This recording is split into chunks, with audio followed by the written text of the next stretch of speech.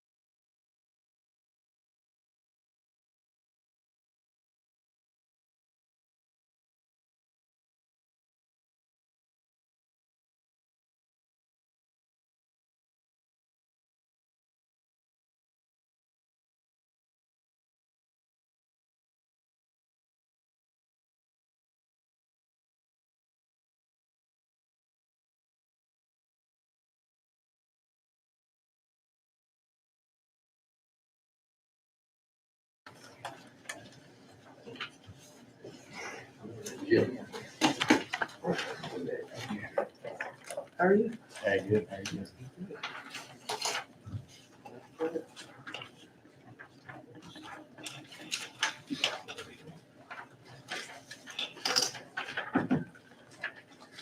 Trim my ring. I have a feeling I'm gonna need my calculator today. Oh, what's that?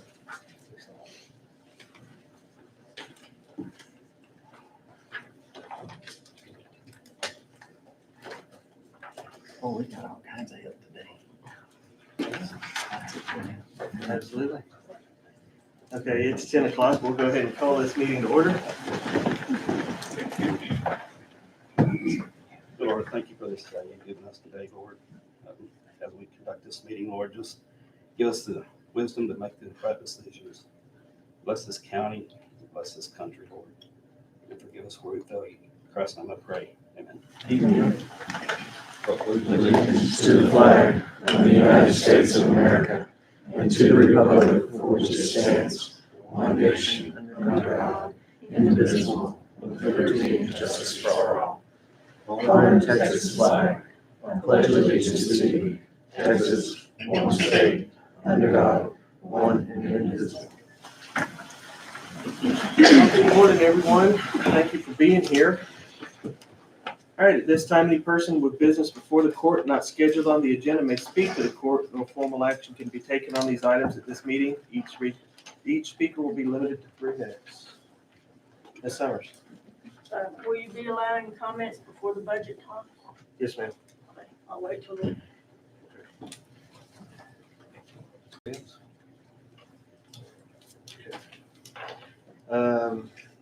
Presentation and discussion of department head committee and board reports. We'll start today. Lots of them, and everybody seems to be working. Yeah, and Rhonda and Greg not here. No. The group that went to New Orleans got 3rd place. Hey, In the cooking challenge. That's pretty amazing to me. Pretty awesome to me. Do you have any discussion on the board reports? Which one? JP one. We hadn't had that one in a while.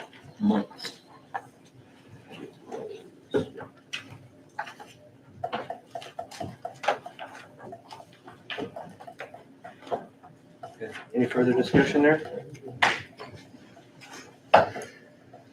Court to consider approval of previous court minutes. Melody is on purpose doing some things to commissioners so that they find, she wants to know if we're reading these things. I'm checking on it. Testing it, what I do. Yep, so on May 3rd, May 3rd, okay. yes, the judge became a commissioner. Okay, Like hunting Easter egg. it's one of those, you start typing and it already knows what you're gonna type, so it fills it in for you, and I just keep typing. Change that, okay, 17th day of May, okay. item 13, Scurry wills to go out for bids on surplus equipment by online auction. Mhm. And you can tell me if this is good enough for someone that's reading this to understand it, but I would like to see to Little more sell Okay, surplus equipment using online Online, okay. auctions, please. all right. 14, talking about to install a culvert at Jimmy Nix's to avert pond water from the park. I'm not sure people understand that. It's to allow really the proper flow of water Okay. through his pond and then into the natural drainage of the ditch. And then on 16, I know everybody's talking about taxes, but that's not taxes, that's tack Tack, oh, with a C. yeah. Yeah. Got it. And then 20. Ms. Eckert would appreciate you spelling her name with an E instead of an A. Okay. She didn't say that, but I know that's true. Then on the 19th day of May, on 5, Mr. Westmoreland would like for you to add an E after the R. On this one, okay. Yeah, add in his name. Here's name, okay. It's MORE. And that's, so, yeah, I know how crafty you are. So. All right, I'll I give read those 'em. corrections then. There's probably more, but I didn't see it. Thank you.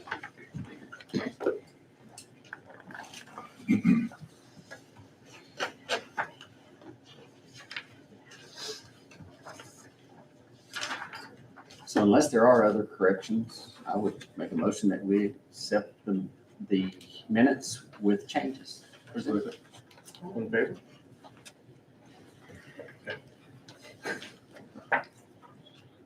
All right, court to discuss and consider in a precinct project schedule and staffing. What we can do. I need, projects. Yes. I need them to be turned in. Absolutely. If I don't get forms to turn in for reimbursement, we're not gonna get the tax stock grant money that we budgeted for, and I can't get it if we don't submit forms. So if you're on the projects, out there doing anything, I need forms to be turned in. If they're, even if whatever they're doing out there on those projects, I need it, the sheet with whatever equipment, truck, whatever it is, the name of their employee.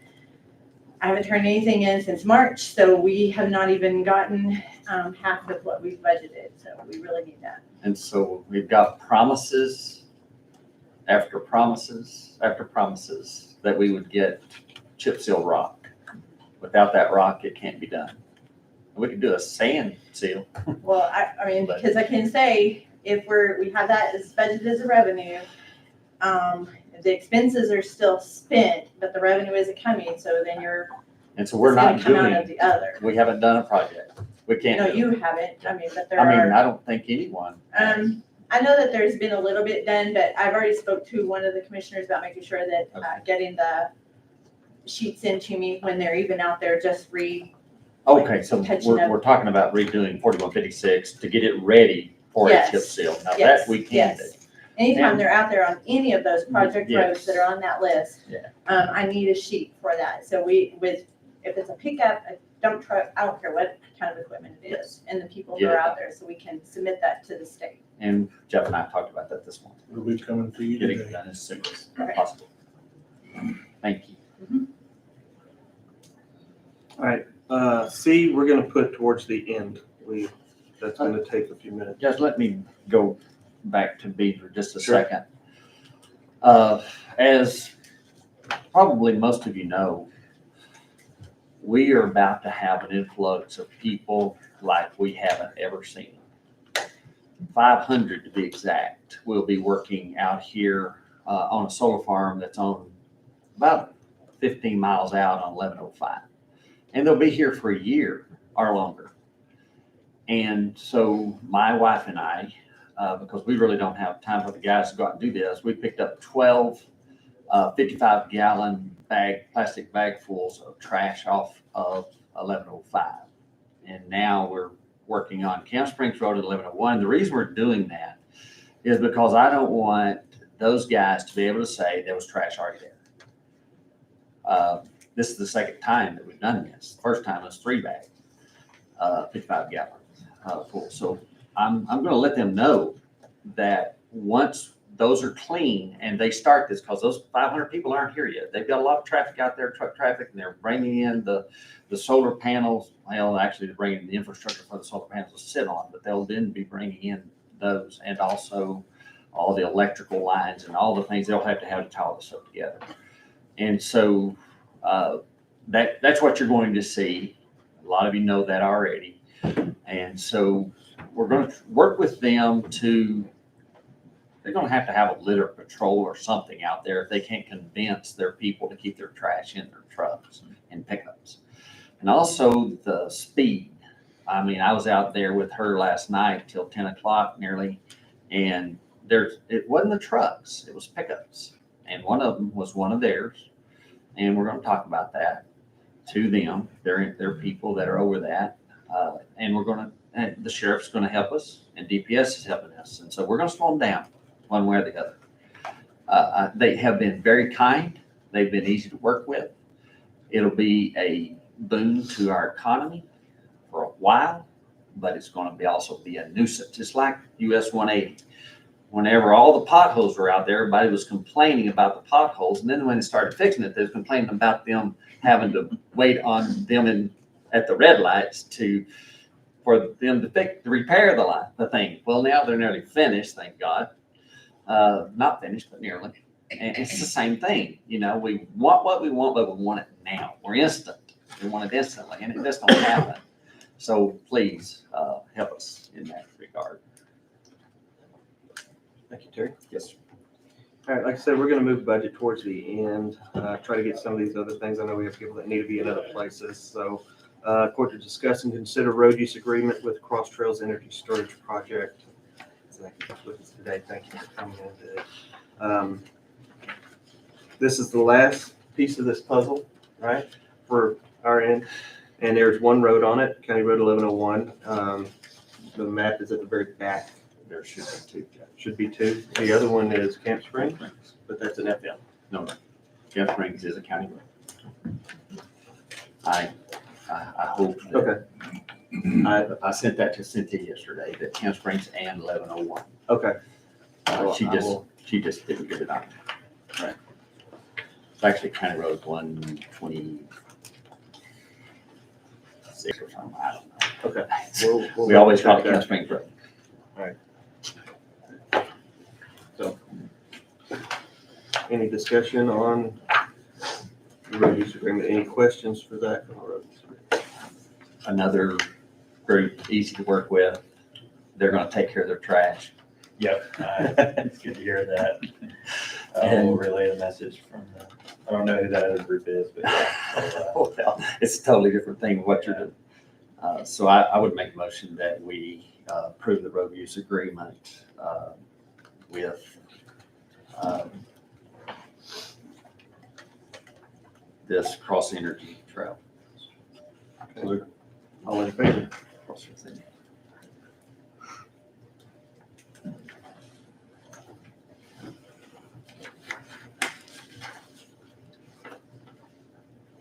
Well, I just found that wrong, but then we have so many copies.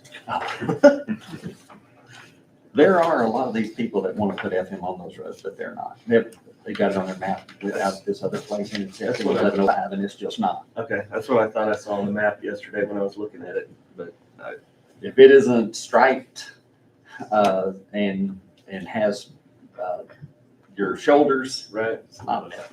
Okay. Well, of course, some FMs don't have shoulders. They are striped. All right, court to consider accepting donations to county entities. We have donation to the golf course for irrigation, the amount of $500. We have to the senior center, $525, $2,870. And those are the only two today. I make a motion to accept the donation to county entities. All in favor? Court to discuss and consider a resolution to make improvements to Winston Field through a planning grant from TxDOT. So this would be for an airport layout plan. Spoke to TxDOT on Friday. The grant is a matching grant, $200,000 from TxDOT, 10%, well, $200,000 total, 10% from us and 90% from TxDOT. So we're looking at $20,000 that we would have to put towards this. And I don't know for sure if we can use ramp money, but I'm thinking we can. David, do you know for sure if we could use ramp or not? Don't know. The ramp grant is a reimbursement of the maintenance Okay. fence line, so that's I enough. don't think you're gonna be able to use that. Okay, so we would be looking at $20,000 from general fund. And this is to look at what the improvements would be needed for the airport over the next 5 years is what we were discussing. They've asked to have a committee put together. Now, all we've got to do is say yes or no. They do everything other than this committee. So the committee will make recommendations as we go along. It was done in 2007 or 8. And so this would be a new layout plan. And I know there's some things that we're looking at on there with some new hangars and some other things. Judge, I think our airport is vital to our county.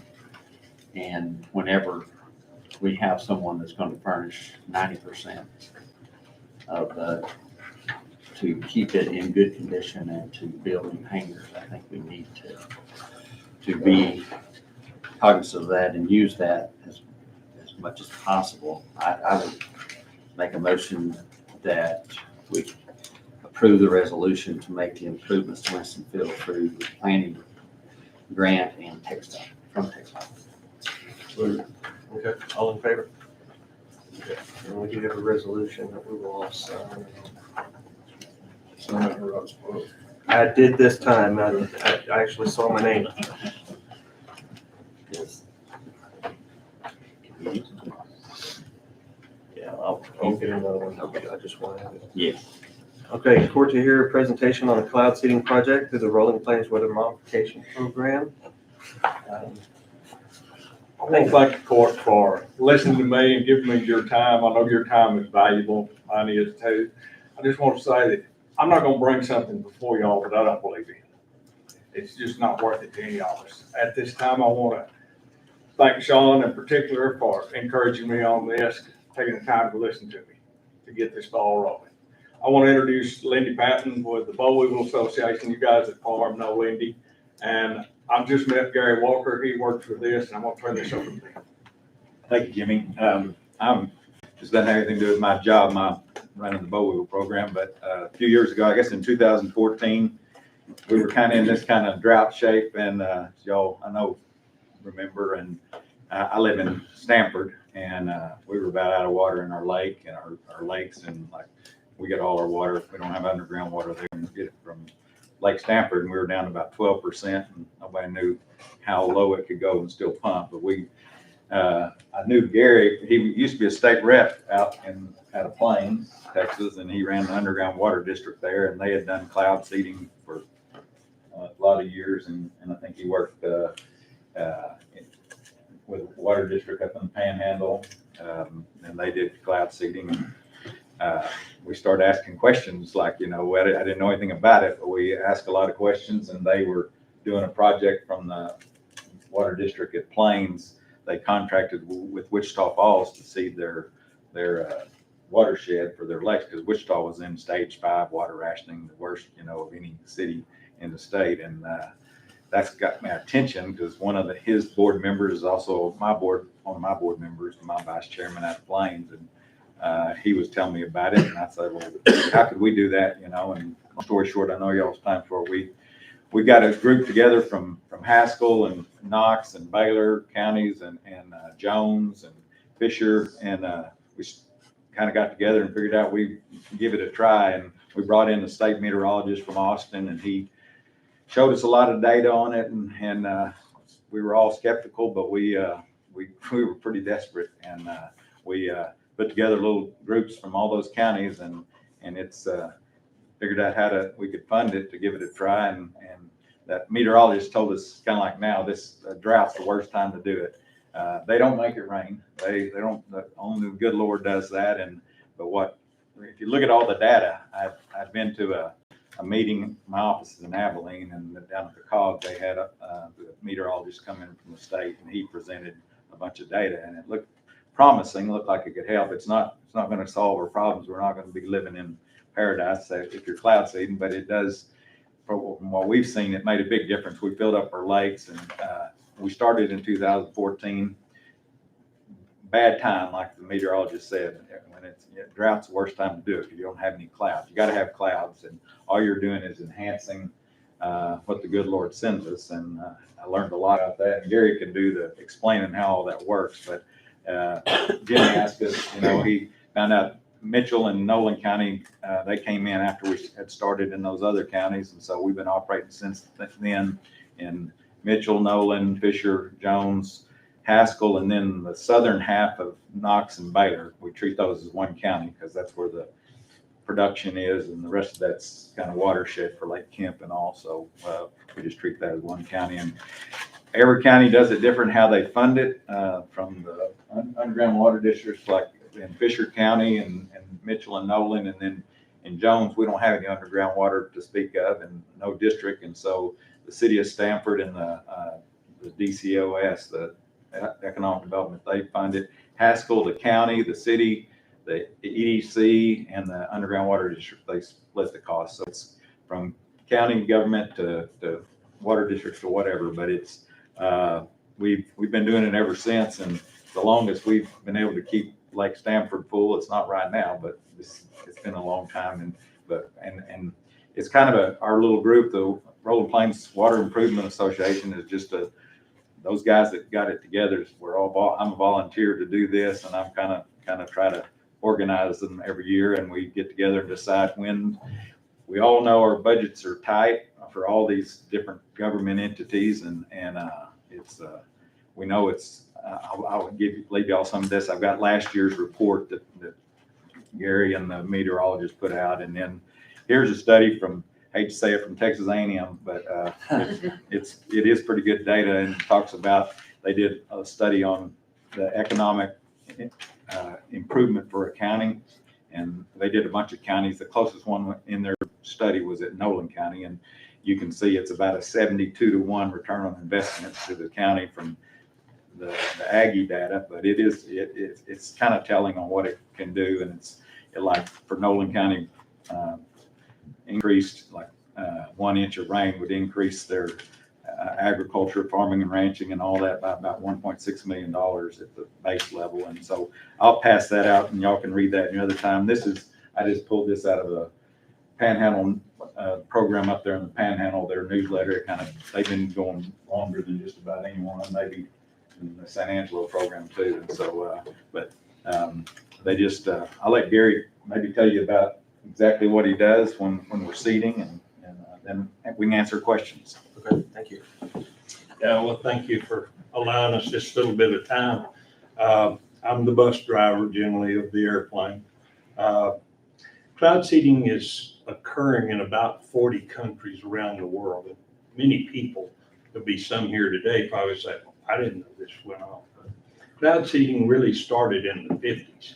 Now, of course, technology and everything, radars, airplanes, the flares have all increased. And Over the past 20 years, 25 years in Texas, we've been pretty active.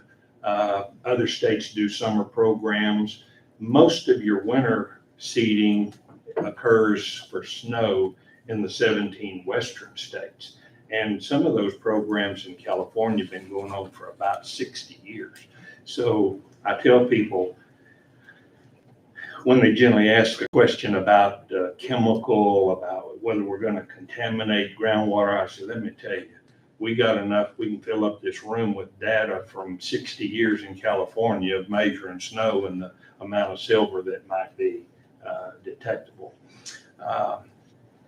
Program here is a summer program. We, as Lindy says, we're kind of loose. We don't want to spend people's money.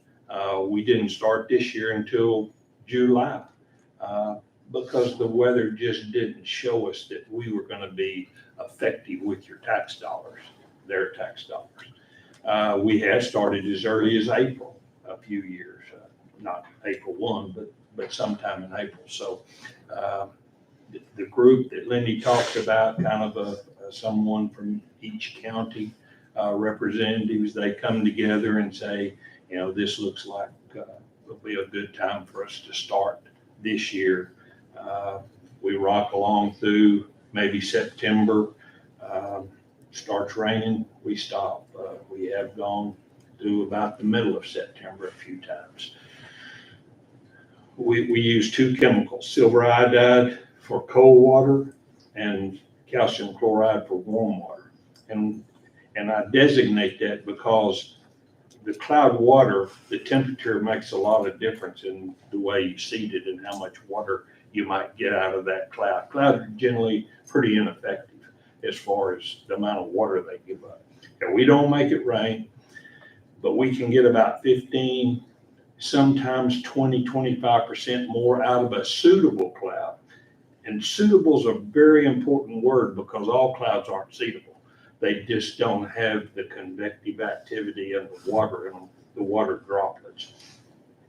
If we're going to seed with cold, if our cloud and the meteorologist talks to me in the air and says, you know, this cloud's 33,000 feet and the cold water is here, we need to use the silver iodide flare because that's the water we're targeting. Or there's not as a lot of water up in that part of the cloud, we're going to use we're going to use the hygroscopic flare.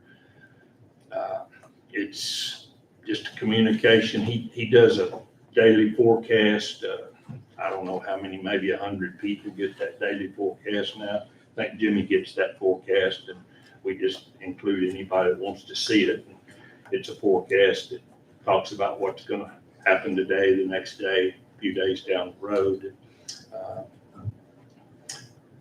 I'm sitting in Stanford, Texas, and when he tells me that, you know, the development is there, we need to go to Fisher County or we need to go to Haskell County.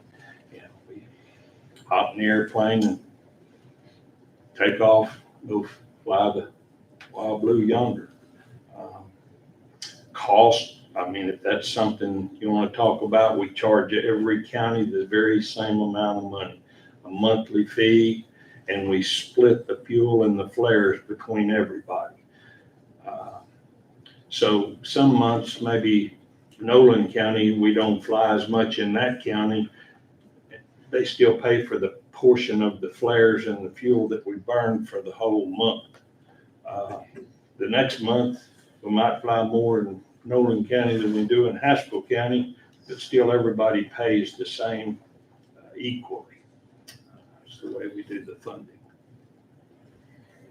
And it's, I was mentioning, you know, I know everybody's dollars are kind of, we can just do so much. We'd like to go longer, but we've kind of figured out everybody's budget from the different counties, limited to about, 3.5 to 4 months is when everybody can afford to operate. It's about, between, depending on how much they fly, and the fuel's higher this year, of course, and the flares have gone up a little bit, but it's been between $6,000 and $7,000 a month per county. Is pretty well what the average, I think, since the program started. And we've done things like this time last year, we started in early April, and I can't believe things can change that much, but we got too much rain in April and May, and so we suspended the program for June so the farmers could plant and everything and get in the field.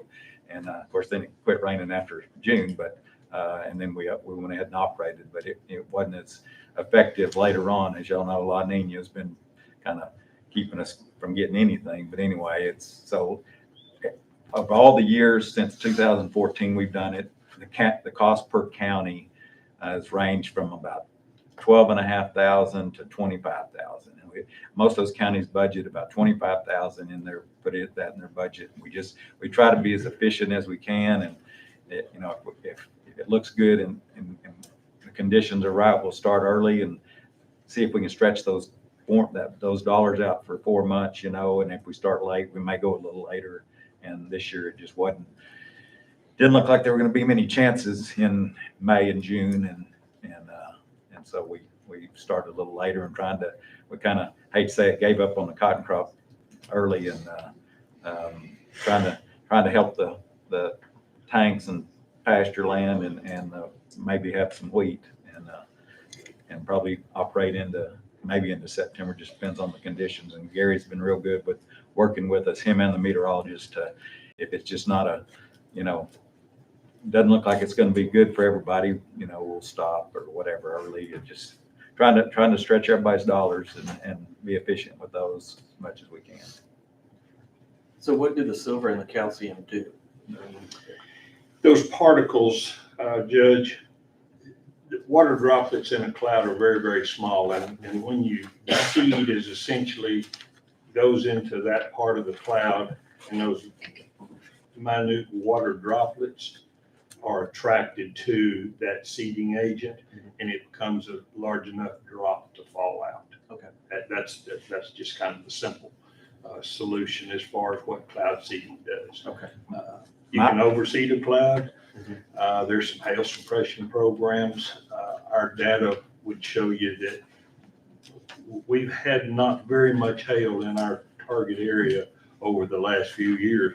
The big hail they got last year, early in the year, we weren't seeding that. It does. I mean, that was one of my concerns when I started trying to learn about it, is what's it going to do? And it actually can suppress the hail. In fact, the largest cloud seeding program in the world is in Canada, around Calgary.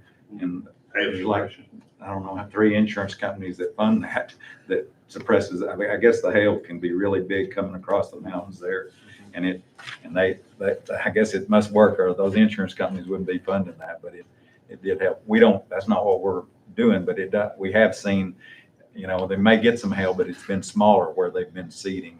He's he'll call me once in a while and say, well, there was that hail over Fisher County or over Roby, looked like going to be pretty good hail, and we were able to kind of tamp that down. And so, but the main thing is we're trying to utilize whatever water the good Lord sends us. But when I first learned about it, the meteorologist explained it, that a lot of these, y'all seen it forever, these thunderheads in the summer build up and they don't do anything, and they're lacking ice crystals.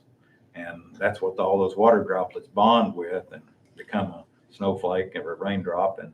And these, basically those seeding agents, it's like salt. It's the same properties as an ice crystal. And so and that's why it suppresses the hail too. A lot of times he's told us that where you don't have ice crystals, you'll have hail embryos, and those water droplets bond to that. And so with the seeding agent, it basically mimics ice crystals. That's all it does. It's not rocket science. But I think the key now, I don't think they might have worked 50 years ago when I heard a lot of stories about it, but I think the meteorologists, the radar advances, they can really see what's in a cloud and where to seed it. And it's got to be timely. Our meteorologist, I mean, he has a program that's not what you see on TV.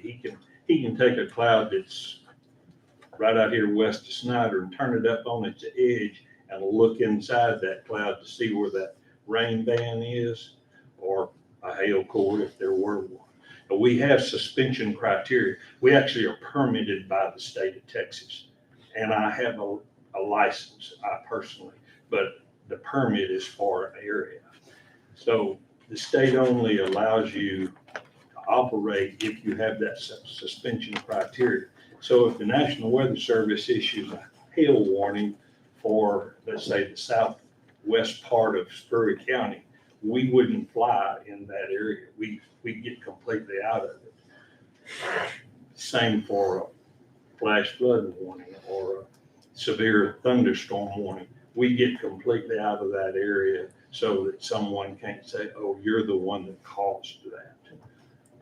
That's an important part of our permits. Any question? Isn't it true that a lot of the moisture that we could have received, we didn't because the droplets are so small that they're falling to the earth? Yeah, They clouds evaporate. are very inefficient. They really are. Now, again, we can't make it rain out of every cloud. It's not possible. But yes, clouds are very inefficient. And so the other thing that we hear a lot about is someone saying, well, you're robbing Peter to pay Paul. So this, here I seeded a little cloud down here in Southwest Fisher last week, moved this direction. Clouds are not a pitcher full of water that you pour out and it's empty.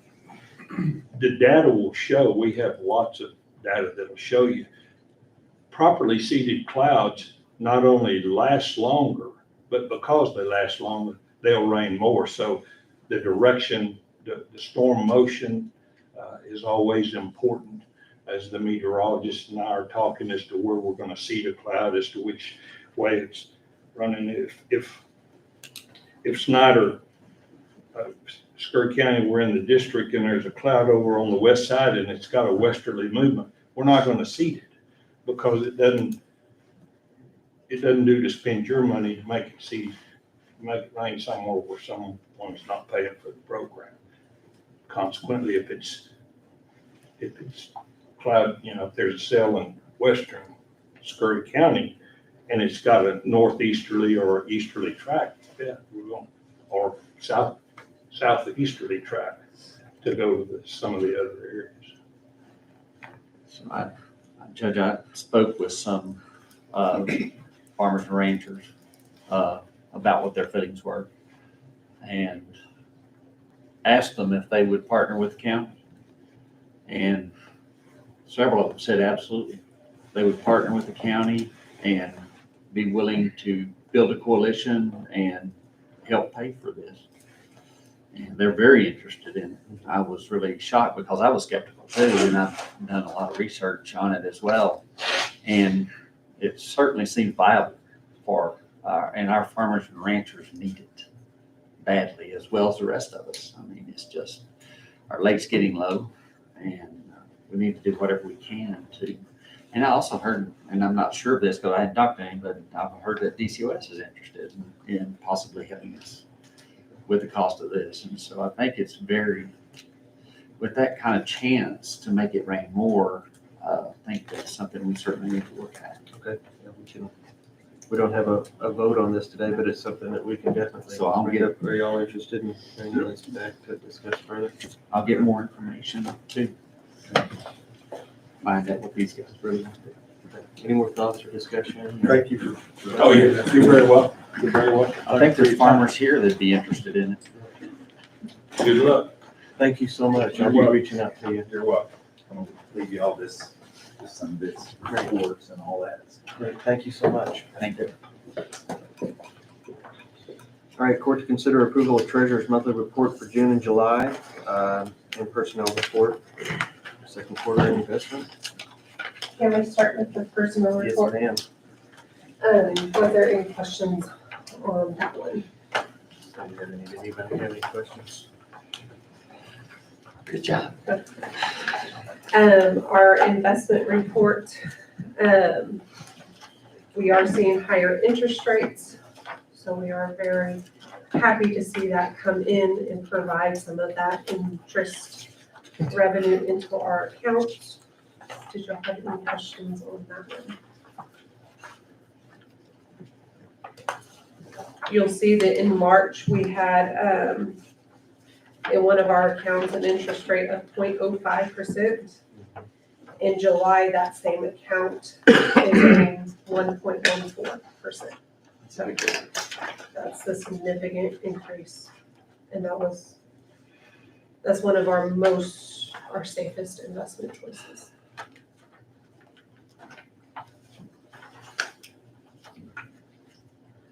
And then onto the monthly report. You have June and July's there. I'll go over July,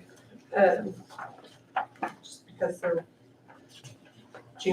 July's closest one. But Ms. Summers has often asked, what is the balance in road and bridge fund? You can see that here on, in the report. The balance for road and bridge is $2.3 million. Now, what you have to realize is that $2.3 million is covering y'all's budget today. So if you bring in no more revenue and you spend your entire budget, that's going to be what funds your budget. So, Ms. Summers, does that answer your question? As of 2.3 million as of July 31st? July 31st, yes, ma'am. And going down. And going down. At this time of the year, most of our accounts are just steadily decreasing. It's just that time of the year where we have brought in most of our revenues and we're spending out that money. Pay attention to your financials from Angela, because that will show where we are on collecting that revenue, and also where you are on spending those expenses. So, that time of the year. Thank you so much. Any more thoughts or questions?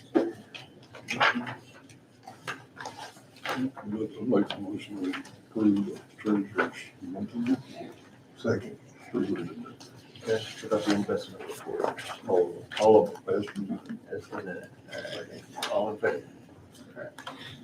I will notate the investment report, all of those funds are in the monthly report. It's just notating specifically investments and interest and letting y'all know where our money is. That's just per the local government code. So. Thank you.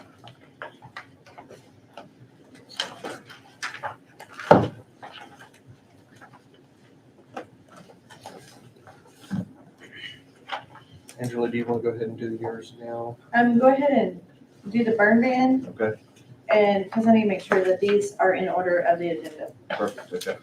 All right, court to consider leaving the burn ban in place and revisit in 90 days. Nathan, congratulations, Thank you. Assistant Chief. Yes, sir. All right. So, Judge and Commissioners, we went to a meeting at the COG 2 weeks ago. Council for Governments in Abilene, met with some of the meteorologists like he was talking about. We are in a La Nina pattern, which is historically very dry and very hot. He did say it would kind of go lower in the winter and come back with a vengeance next spring. So we're going to be hot and dry. And as of 2 weeks ago, we were still in the 700 range in the drought index, which is extreme. So our recommendation is to keep the burn ban in place. I believe 95% of the state is in Yes. drought to It take- some degree or another. They said it would take 15 to 20 inches of rain in 1 month to get us out of the drought. Don't see that happen.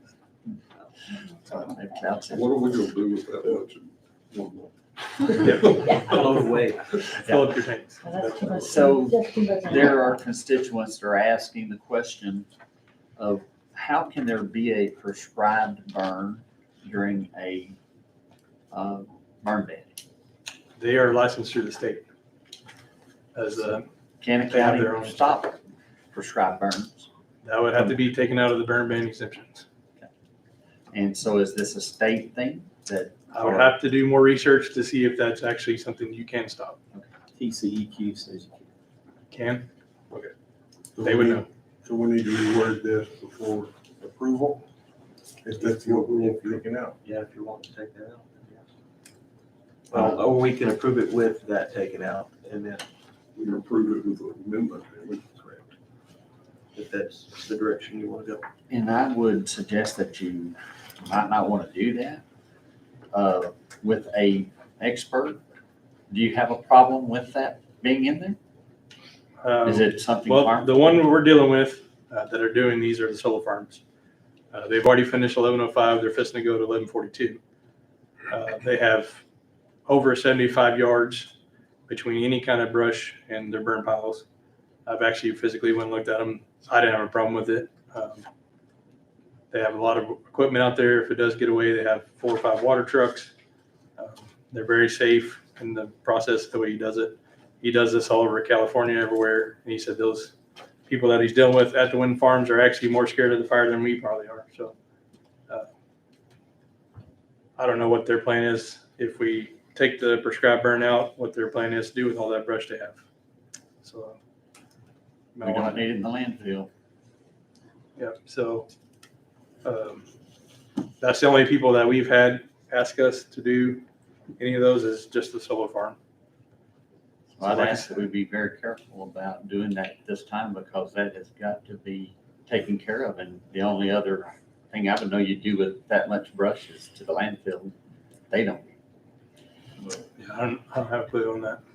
And Nathan is checking those. And Yeah, I do go out there, him feeling good about meet it makes with me feel good. meet with the prescribed burner and look at his setup before he does any kind of burns. So they do contact you before they Yes, do sir. any of They it? do. Mhm. They contact And the judge us. too.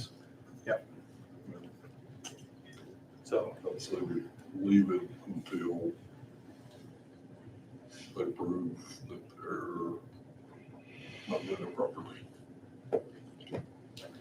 and the gentleman that does this, he has tons of research and stuff he can provide you if you need it. He's told me that before. So they have to go to school and get certified to do all that and carry insurance. Right. Absolutely.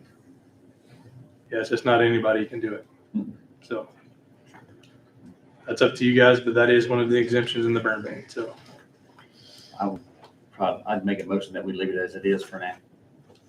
So, All in favor?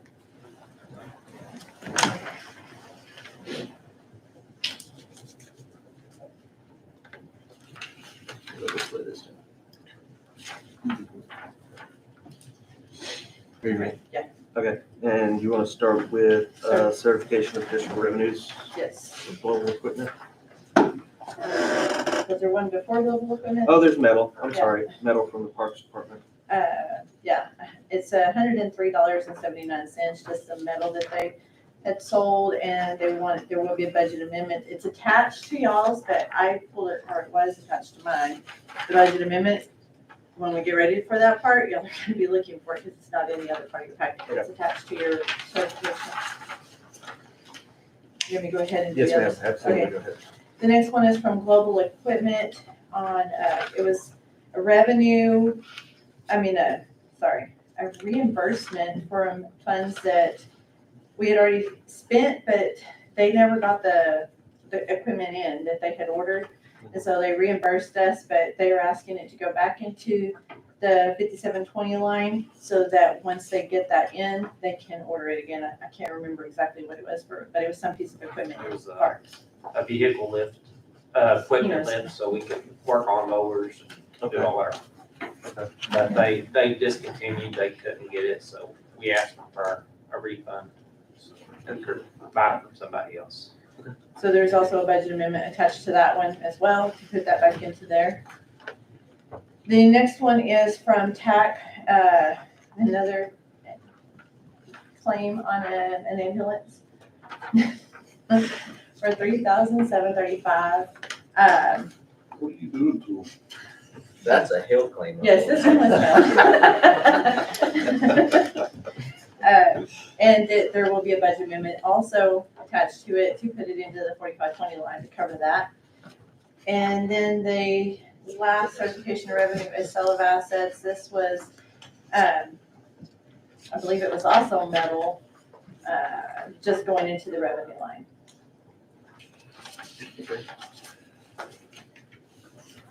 And that's all of the certifications. Make a motion to certify the additional revenue as presented. Second. All in favor? Okay, we're gonna go ahead and let you do the line item transfer equipment and payables. Okay. There are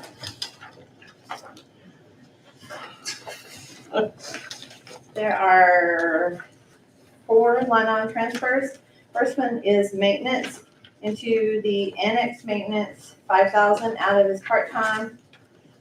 It needs a new bladder type expansion tanks necessary to protect equipment and alleviate treated water loss from boiler temperature and pressure valve. First, use your fingerprints to unlock. The next one is Parks Department, ground supplies, 3,400 out of road material of parks. Unforeseen work needed on the pitching mound at Moffett Field. The next one, oh, there's 5 of those, sorry. The next one is Precinct 2, building and grounds, 8,500 out of road material. Install electrical outlets under the equipment building. And then there is another Precinct 2, tires and tubes, 10,000 out of road materials, and it's to replace tires. And the final line item is golf course. And it's capital, excuse me, capital expenditures over 5,000, 7,531.30 out of renovation and improvement. This budget amendment was submitted, but it was to buy the AC, and she had submitted it for the country club, but we no longer have a country club, so it has to be with the golf course. So this was to fix that. That one, okay. And then the budget amendments are the Parks Department, that 103.79 that y'all certified, placing it into maintenance and repair. And then Parks also, the 2,937.49 that we certified, placing it into equipment, 1,000 to 5,000, so that they can purchase that lift. The next one is also Parks Department, Parks Maintenance, Repair, and Miscellaneous for 17,500, and this is for that unforeseen damage to structure of the large bathroom in the park, and damage was due to the leak underneath the foundation.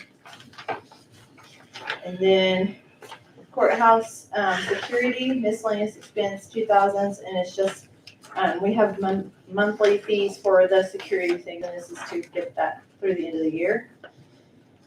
And the final one is EMS, putting the money that we certified, that 3,735 into his vehicle maintenance line.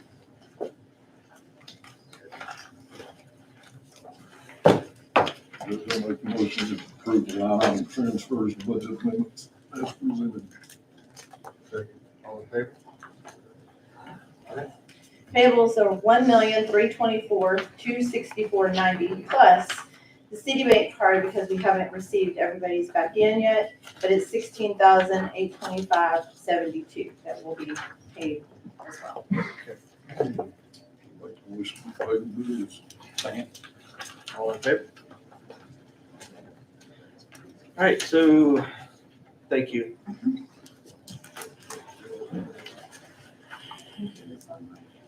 Court to discuss and consider the imposition or removal of optional fees for calendar year 2023 notification to the Texas DMV. I think we do this every year, Jana, is this year's? Yes. Any discussion? It's a yearly thing, we do the same thing every year.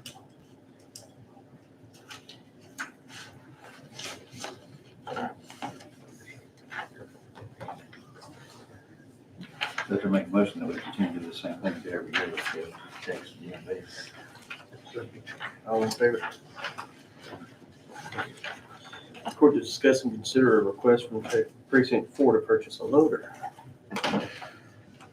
Precinct 4.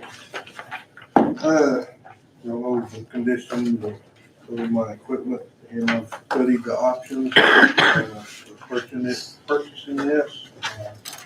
And I just say we just go ahead with purchasing it. It'll save us $24,674 in interest versus paying for it over a 5-year period. And I have legal control on that. Is it still a, when would you get it? They say if I call them yay today, it'll probably still be, it'll be after the first of the year. They're thinking around January the 15th. You pay for it now or after the first of the year? The first one will be January the 15th, I believe. January the 20th. Be-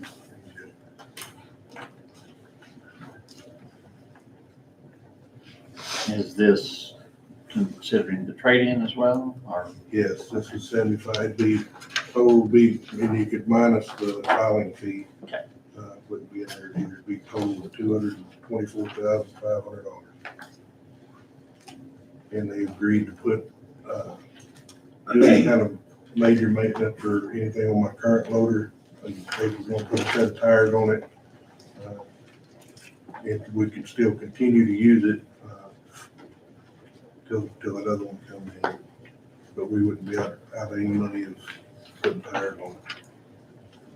Does this have a 5-year warranty? Yes. Full warranty on it?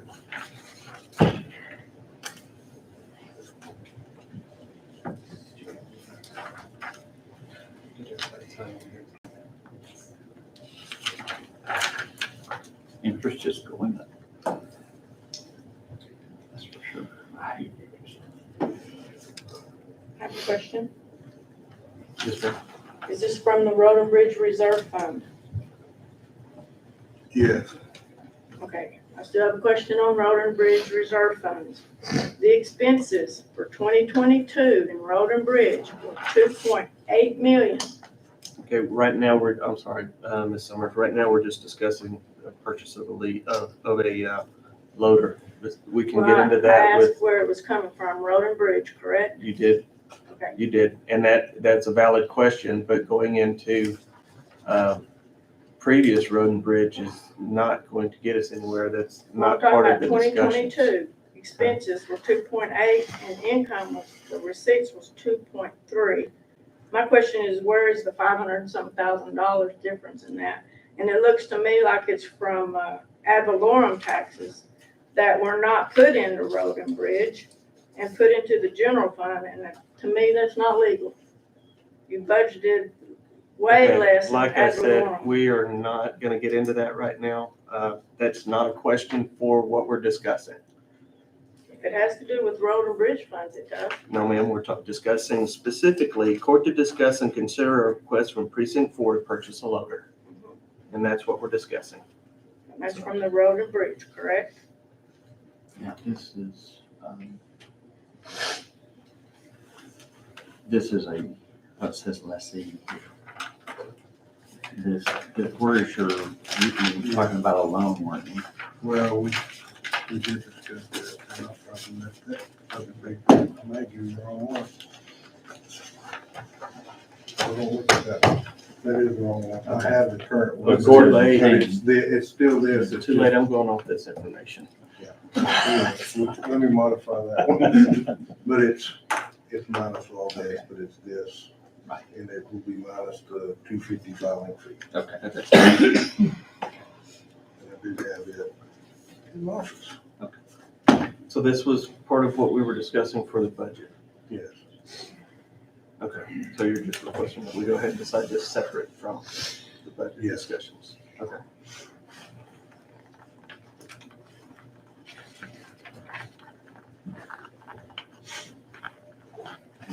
This is something we hadn't done. I mean, I don't, not that I don't agree with it because I hate interest.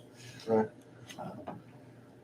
I guess the only thing is that any other precinct comes up needing equipment, are we gonna make the same decision going forward? And, there's just so much money in the road and bridge. Mhm. And that's how I did present it in the budget, was how the road and bridge. How are you all? And so the next one to buy wouldn't be our road and bridge. It'd be out of the Right, fund. now it'd be a general. If you just can, It would have- if someone come up needing, or large, maintenance problems like transmission. Well, do we want to continue, go ahead and move into the budget and put this into that discussion as That's- well, or continue and answer this right now? So moved into the budget. Okay, so let's, Discuss it. okay, let's go into budget.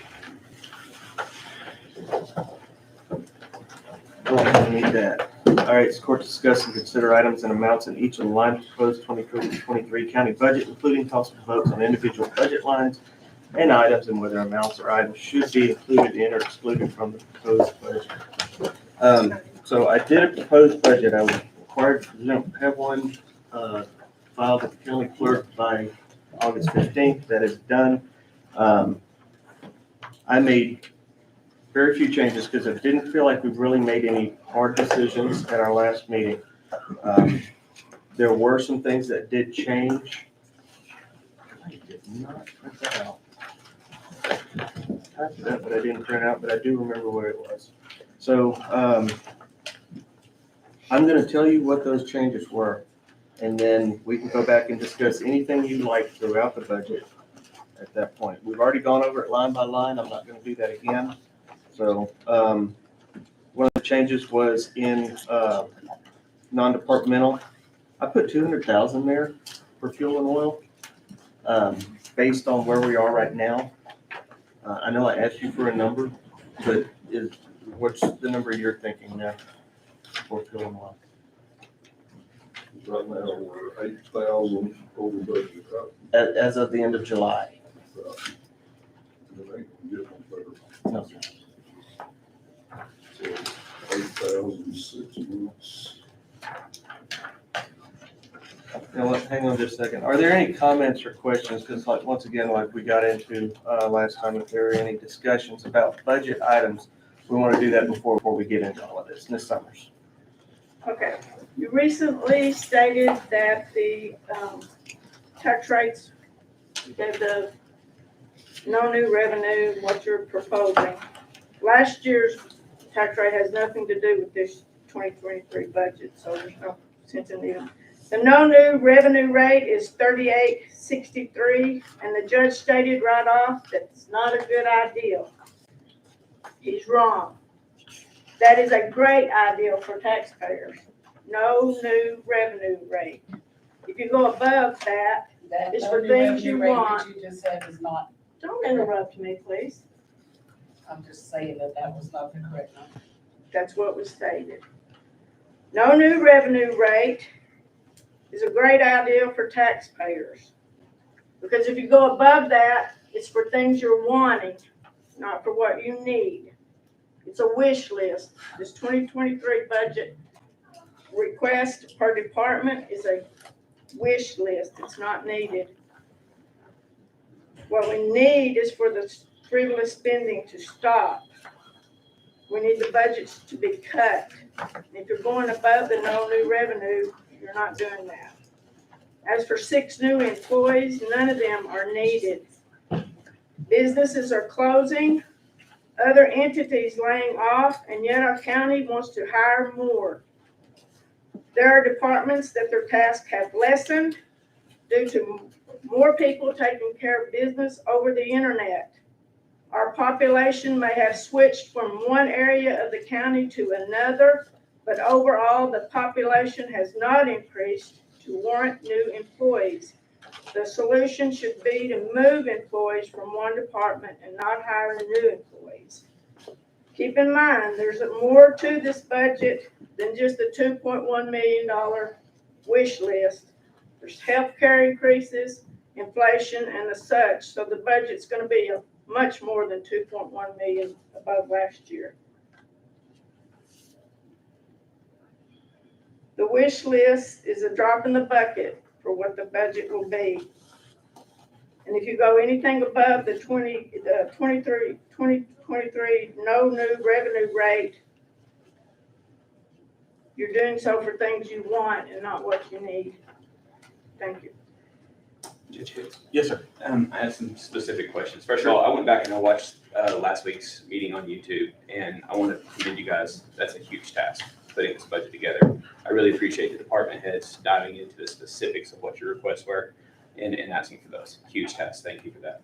That being said, I do have a handful of questions. Some were brought up today. Specifically last week, as we talked about the airport's budget, and there were some capital expenditures that were there. With today's resolutions, of a potential grant money, would that have any effect on that budget request from last week? Specific budget request With being the grant money that was proposed today of, should that move forward? I don't believe you guys voted to move forward with it, but should it move forward, would that have an effect on what the airport would require for next year's budget? the only, if we, the 20,000, so, yes, that, it would be an additional 20,000. It wouldn't affect the other portions of it. The airport layout plan can't, that money specifically to the layout plan, it can't be used for anything else, if that's, am I understanding I the think, question? yes. So any new construction or capital expenditures of that nature, other than just maintenance and salaries and things, but anything additional to that, perhaps that might have been in that budget. I think they had some capital expenditures. There was listed out, a jet fuel truck that was, but that would not necessarily fall into the layout plan. no, sir, it would not, not at all. Okay. It was encouraged by Commissioner McCown last week for the Parks Department to actually remove a mower that was requested for Moffett Field. While I realize that there's this next statement I have is actually probably gonna have more to do with DCOS and some of their activities, but I would like to encourage the commission to consider interdepartmental, interorganizational workings where so many hot funds and those type of things are allocated and brought into our community from the use of that field, that the maintenance of that, while we could argue whether it's good or bad for the county to have that field, we could argue that, but since we do maintenance and making sure that our Parks Department has the appropriate stuff, I would encourage you guys to at least encourage the parks to find those funds already or to allow for that mower.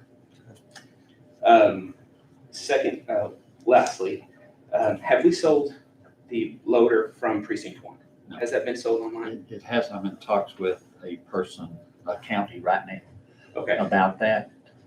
And so. Are we at liberty to say kind of where we've negotiated that sale? What is that dollar amount?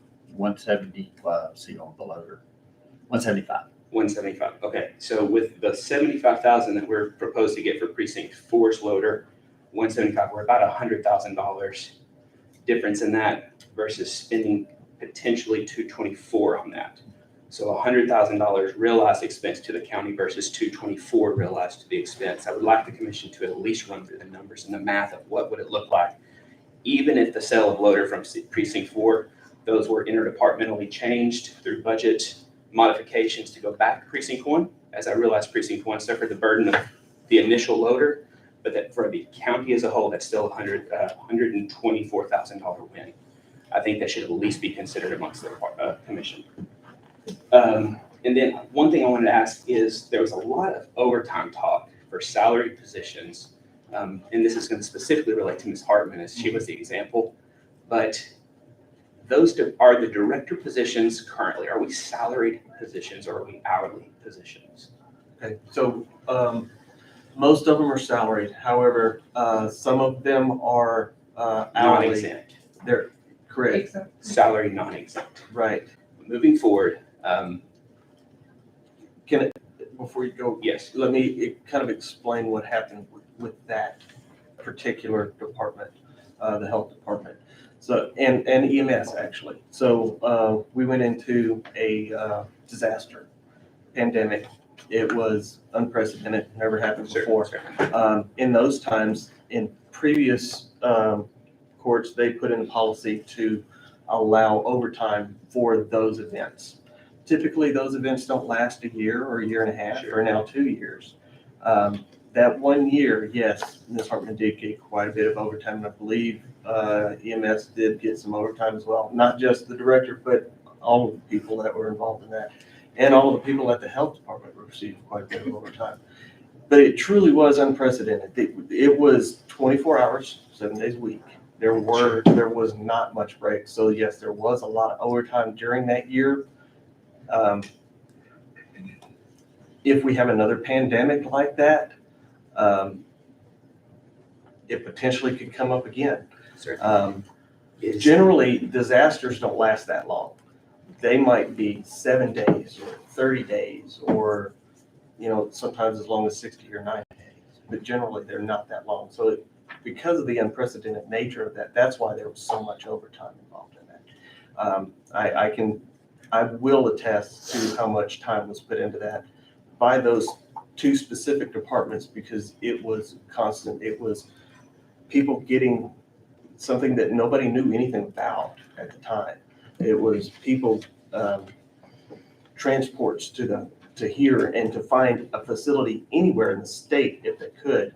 It was meetings constant. It was people there were deaths, that were quite a few deaths that were involved in that. So it was truly an unprecedented time, and that's where that came from. I'm certainly not going to argue the response to the COVID thing. That was unprecedented, and I think we all appreciate the way that was handled ultimately for the community.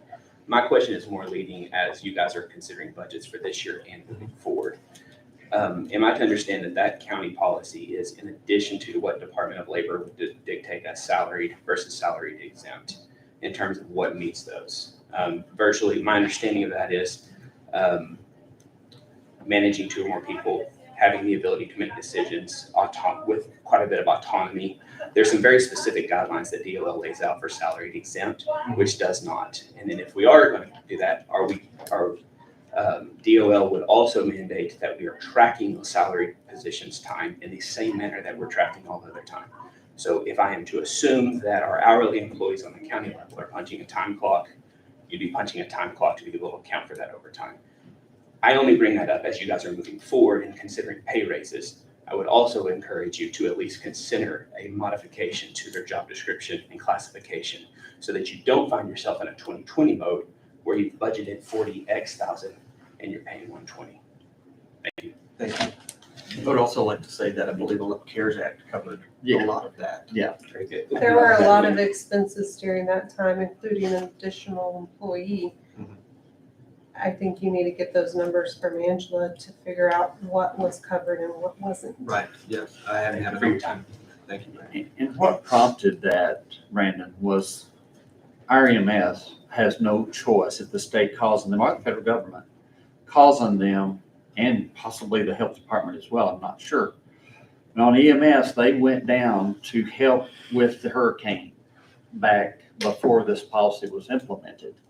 They were sent a check by CARES Act or whoever, FEMA. They were not able to cash it. They had to send that check back, even though they did the work down there for the state, because there wasn't a policy in place for them to be paid. They couldn't accept it, and so sent the money back. Thank you. So they were down there working for nothing on our time. Thought it was Jason didn't get it, I know. He didn't get it. That's why I say EMS. Yeah. Did not get it. I wasn't His sure about people it. did. Yeah. His people got it. Okay, I didn't understand that. Yes, his people got it. From FEMA? Yes, yes. Well, because it was ran Oh, through the salary, county, yeah. and the county stipulated that he was a salaried employee, Yeah. he didn't get paid the overtime. Right. But because his employees were not considered salary, He was they able did to. get the overtime. Thank you for So, the clarification. and that check did come from FEMA to the county. Trey, you didn't get it either, did you? Yeah, but your people did, correct? Yes, I did. On the overtime, I mean, it didn't affect us that much, but I think, yes, we, Yeah, you didn't though. no, Right, No. because of the same issue. Yeah. Okay. But with that policy in place, you would. And help, that's why the health department, Dana Hartman got it. And now, EMS would get it. EMS director. Okay, so, any other questions or discussions or thoughts? Okay. Let me run through the changes that I did make. Like I said, I didn't make a lot of changes, and then I'm gonna go to Jana and ask her, because we had some changes in that direction too. So like I said, 200,000 for fuel and oil. The health department, there was discussion about a salary increase. There was only one number that was thrown up. I'm leaving this to y'all to discuss and decide. For the health department, that number was 65,000. We'll discuss that as we get into it. I did put that in there, but everything can change. That's up to you. Then we went into parks. There was 151,000 requested, changed that to 65. Lance sent me a new list. That doesn't include the real mower and several other things that are gonna come out of another line that we have that's been sitting there for a while. And then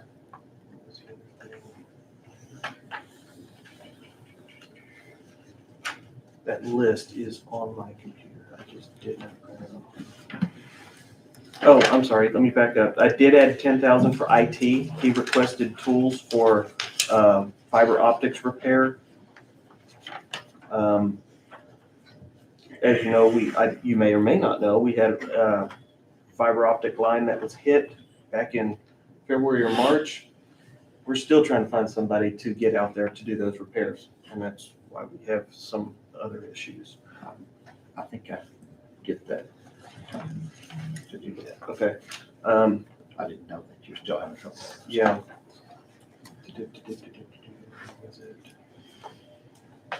In EMS, I took out the 165,000 for the expansion of the building because we decided to use ARPA funds too.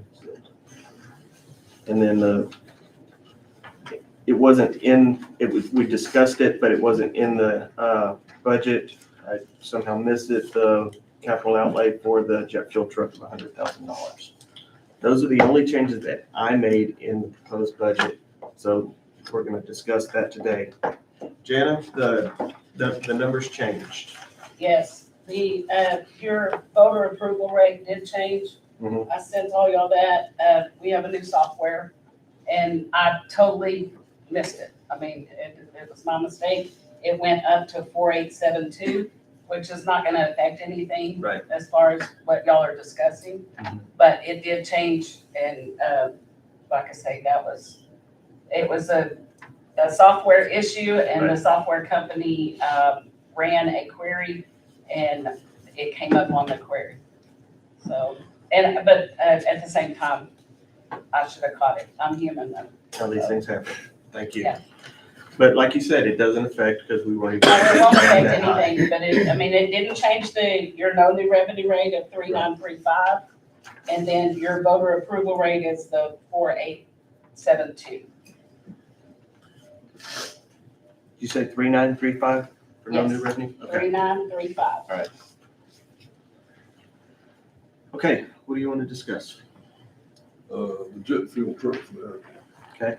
I talked to David. Yeah. He knows what they did out because they ain't one to be got. I did talk to him. Yeah, you want to address that at all?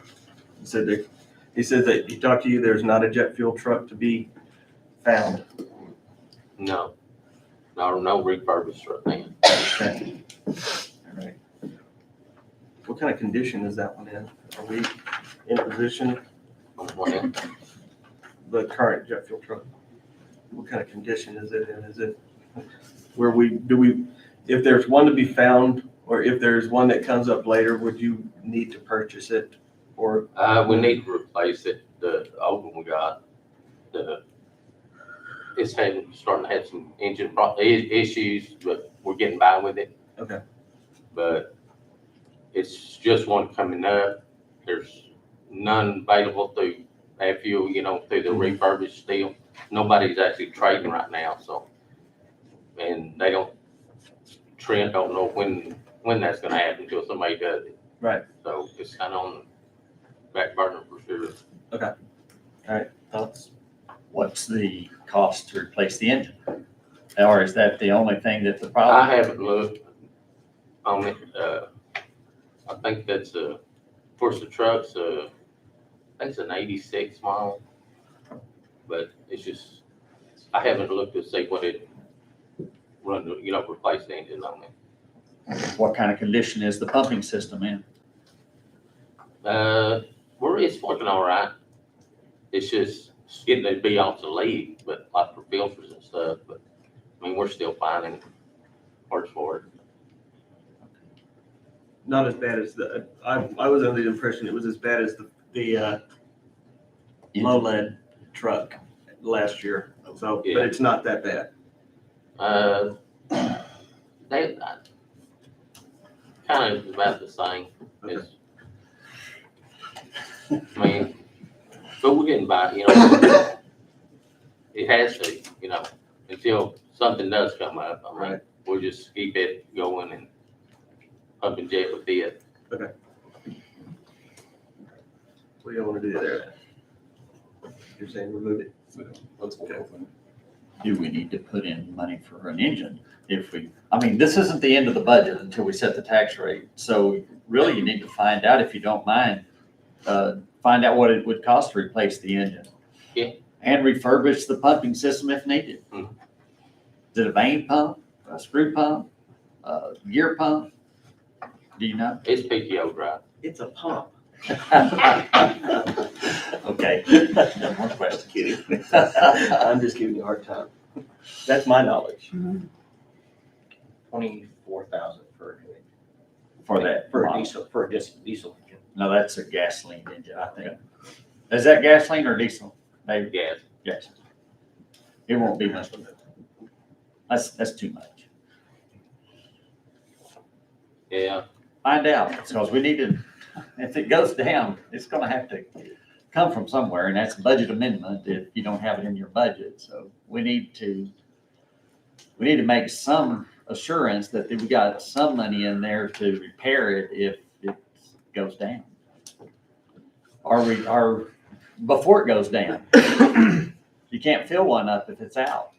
The engine's out of it, it might take you 6 weeks to get an engine back in it, or more, right? Yeah, well, but you can't, I could get a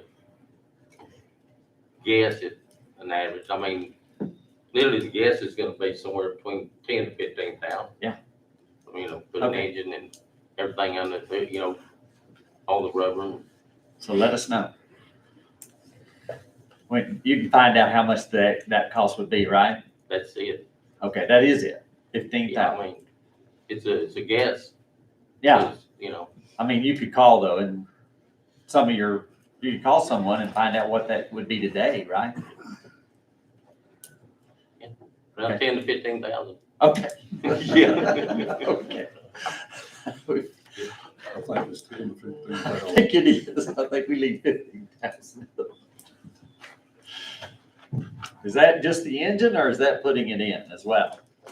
Engine, labor, belts, hoses, plugs, That's 15,000. radiator clean. Just everything that would need to be done to Okay, do it.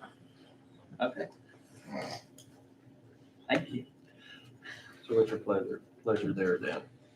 I think we need to leave at least You 15,000. need to leave a little bit. I'm not saying you don't, but Right. not 100 grand or something. We can't get. That is a very valid point. Jeff? What was it, 15,000? Okay, so what else y'all want to discuss?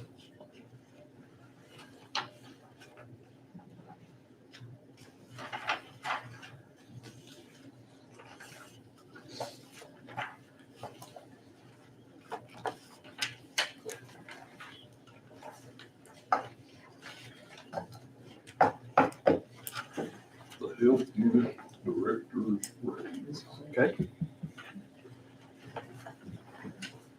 What are your thoughts? No. Okay. No means zero? Yes.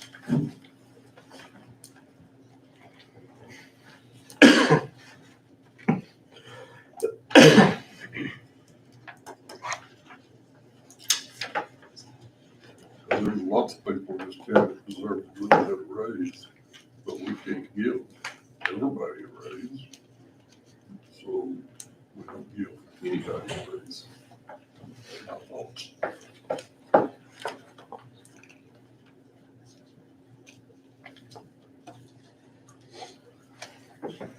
Well, I still think that department head should make what kind of employee.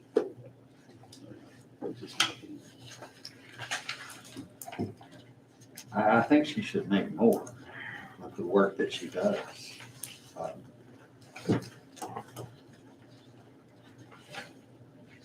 Are we getting into the current policy issue,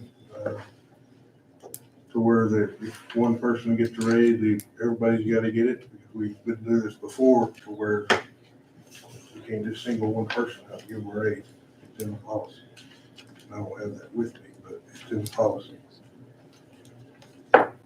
I'm thinking in the policy is, I didn't think that was exactly the way it was read, but you may be right. I haven't read that in a long time. My quick question to the court, as a other elected official and a voter. The judge keeps saying 65, but you look at your budget, it says 72. Where's that $7,000 she's getting more? I think that was the overtime. No, that's what's that budgeted for her was- yearly no, salary, is So $72,000. if you move it, the salary to 65, there's also longevity in some other No, areas. sir. Can you speak to that? That includes the retirement and social security payroll taxes that go into moving up to 65. It does not say include her entire salary. So, but that's why It there's says that 72. difference. It,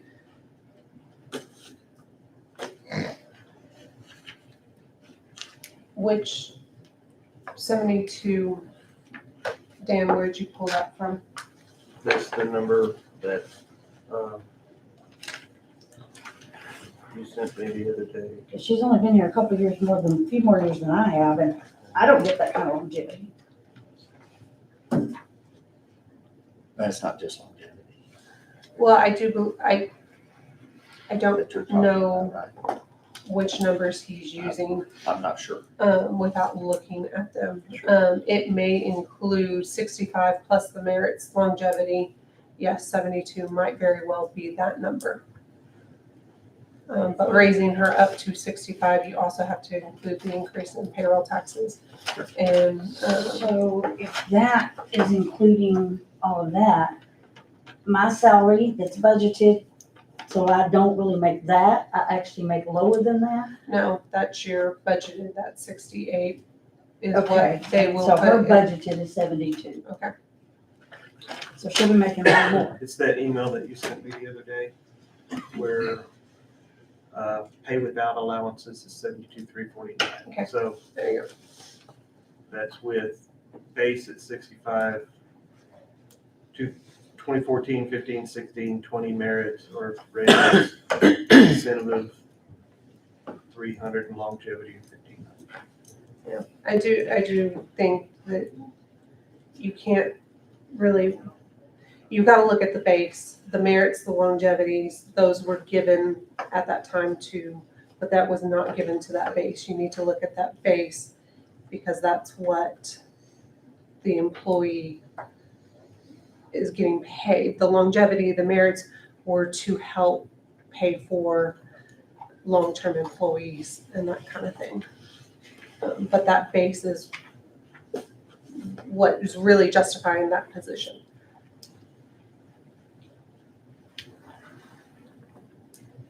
So if you look at your base, Melody, on that paper, compared, Yeah, I am. I mean, my base is nowhere near that. So, couple of sections under pay increase. I'm gonna do 5.08 to specifically address across the board pay increase. During budget deliberations for the forthcoming year, the Commissioners Court may authorize an across the board pay increase. 5.07, performance-based increases in any year in which the Commissioners Court set aside funds, and this one's a long one. For performance-based increases, those increases based on a percentage of the employee's current salary may be granted for exceptionally good and consistent performance in the same position. Performance-based increases are not used to recognize increased duties and responsibilities of promotion and are granted without regard to cost of living factors or longevity. Such increases recognize outstanding performance and thus are granted only with the supervisor's recommendation and a written performance evaluation of the employee, which may be completed in conjunction with the budget process or at the time the increase is requested. If it is at a time other than prior to a new budget year, Absent extraordinary circumstances, an employee will not be eligible for a pay raise of any kind until he has been employed a period of 1 year, and then only with a written explanation of the circumstances that warrant the raise prior to the end of a year of employment. Performance-based increase cannot increase an employee's salary beyond the maximum of the pay group for the position. And that doesn't specifically, it doesn't specifically talk about, it says employee, it doesn't specify whether it's a department head or employee, it just says employee or supervisor or whatever. So those are the two sections that discuss pay raises.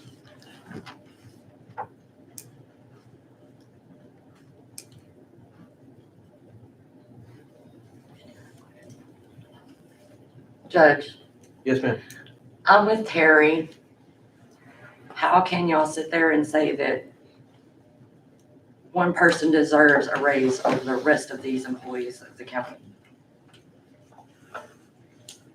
Well, that information is good. I'm just putting a number that was out there that was discussed last time. This came up, and so. And I'm just asking because there's a lot of us. Sure, I agree. There are a lot of us. I have a question as well. I'm just, since I've been here, the workload that the health unit is taking on has increased dramatically. And whenever I said 65, that was just the lowest that's paid in the state. And does everybody deserve a raise? It's been a long time. Been a very long time. But, and Kirsten, I'm sure knows when that last time was. I think we're going to get into that in a little while, so I'm not going to embellish on it.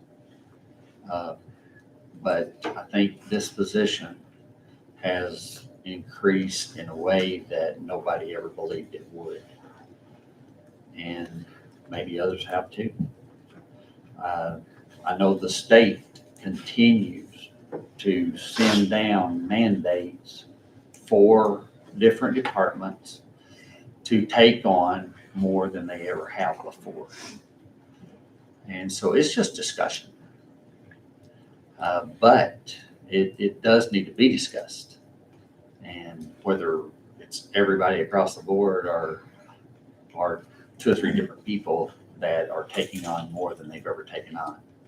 She's not asking for another employee.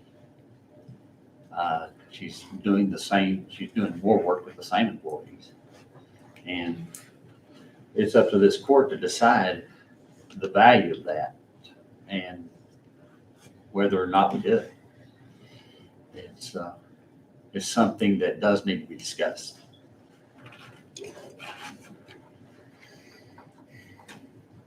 Yes, sir. Tommy Henderson. I was just wondering if the county and even the city and anybody else, have they ever done a personnel evaluation throughout the entire deal to here we're short employees, here we're over, we have too many employees, here we have too much retirement or whatever. And when was the last one done? I mean, everybody should get a raise. I mean, we're looking at 9% inflation due to this. Never mind. I just think, but we gotta go at it smart. I know it's not in time for a budget, but maybe we can look and redirect some of those employees from one department to another department to catch up the slack. And yes, I agree with you. Health department, don't tell them what all the stuff they have to deal with because of all of the, once again, I'll pass that along. That's just an opinion. Thank you. Ms. Summers? What was Melody saying her base salary is? Melody's base salary is for 2022 is $57,732.84. Her base salary is $57,000. She's elected. you're wanting to raise an LVN, which she's still not an RN, to my knowledge, that she's gone out and got her RN. And RNs have all the certificates that they need, that the LVNs have. And you're wanting to raise her from what, 49,000 to 65? So I'm gonna step in on the LVN RN question. It's not about LVN or RN. She could step out and go to work at Cogdill for $65,000 a year as an RN, or as an LVN. She's gonna be That's doing not a what we're lot more discussing work. is LVN or RN. We're discussing a department head who runs a health unit, happens to have an LVN and all these other certifications that are out there that are required for that specific department. It has nothing to do with LVN or RN. We're talking about a department head If she and the goes to work as responsibilities that go along with that with that department. If she goes to work as an LVN at Cogdill, she's gonna be doing a whole lot more work. I doubt it. Yes. You're saying a nurse that's taking care of people in the hospital is doing less work than she is. That's ridiculous. I'm not saying that. You're saying the opposite, but we're not gonna get into that. So what do y'all wanna do here? You know where I was going. Yes, sir. I believe that there needs to be something.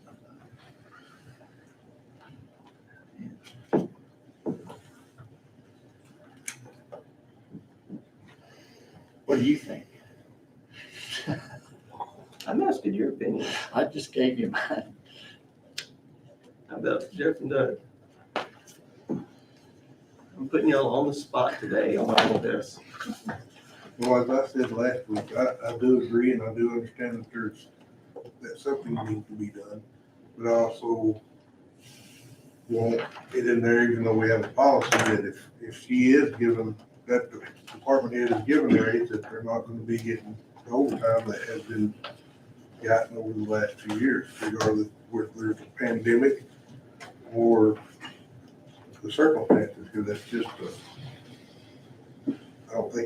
I don't know that it was managed properly. And that's because I wasn't in the position to keep an eye on that. And I just want to make sure it's managed properly. Managed by who and how? What do you mean? Well, that's what we'll have to figure out, but I just don't think $46,000 in overtime, I think it's a little too much.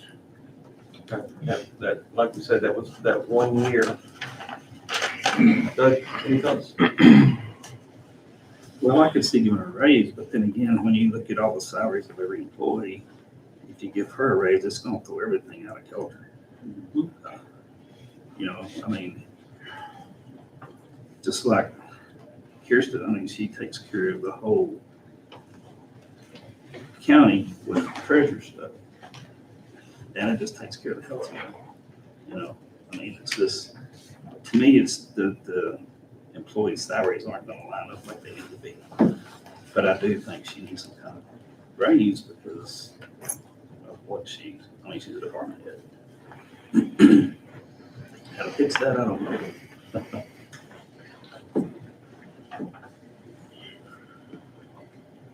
So what do you think?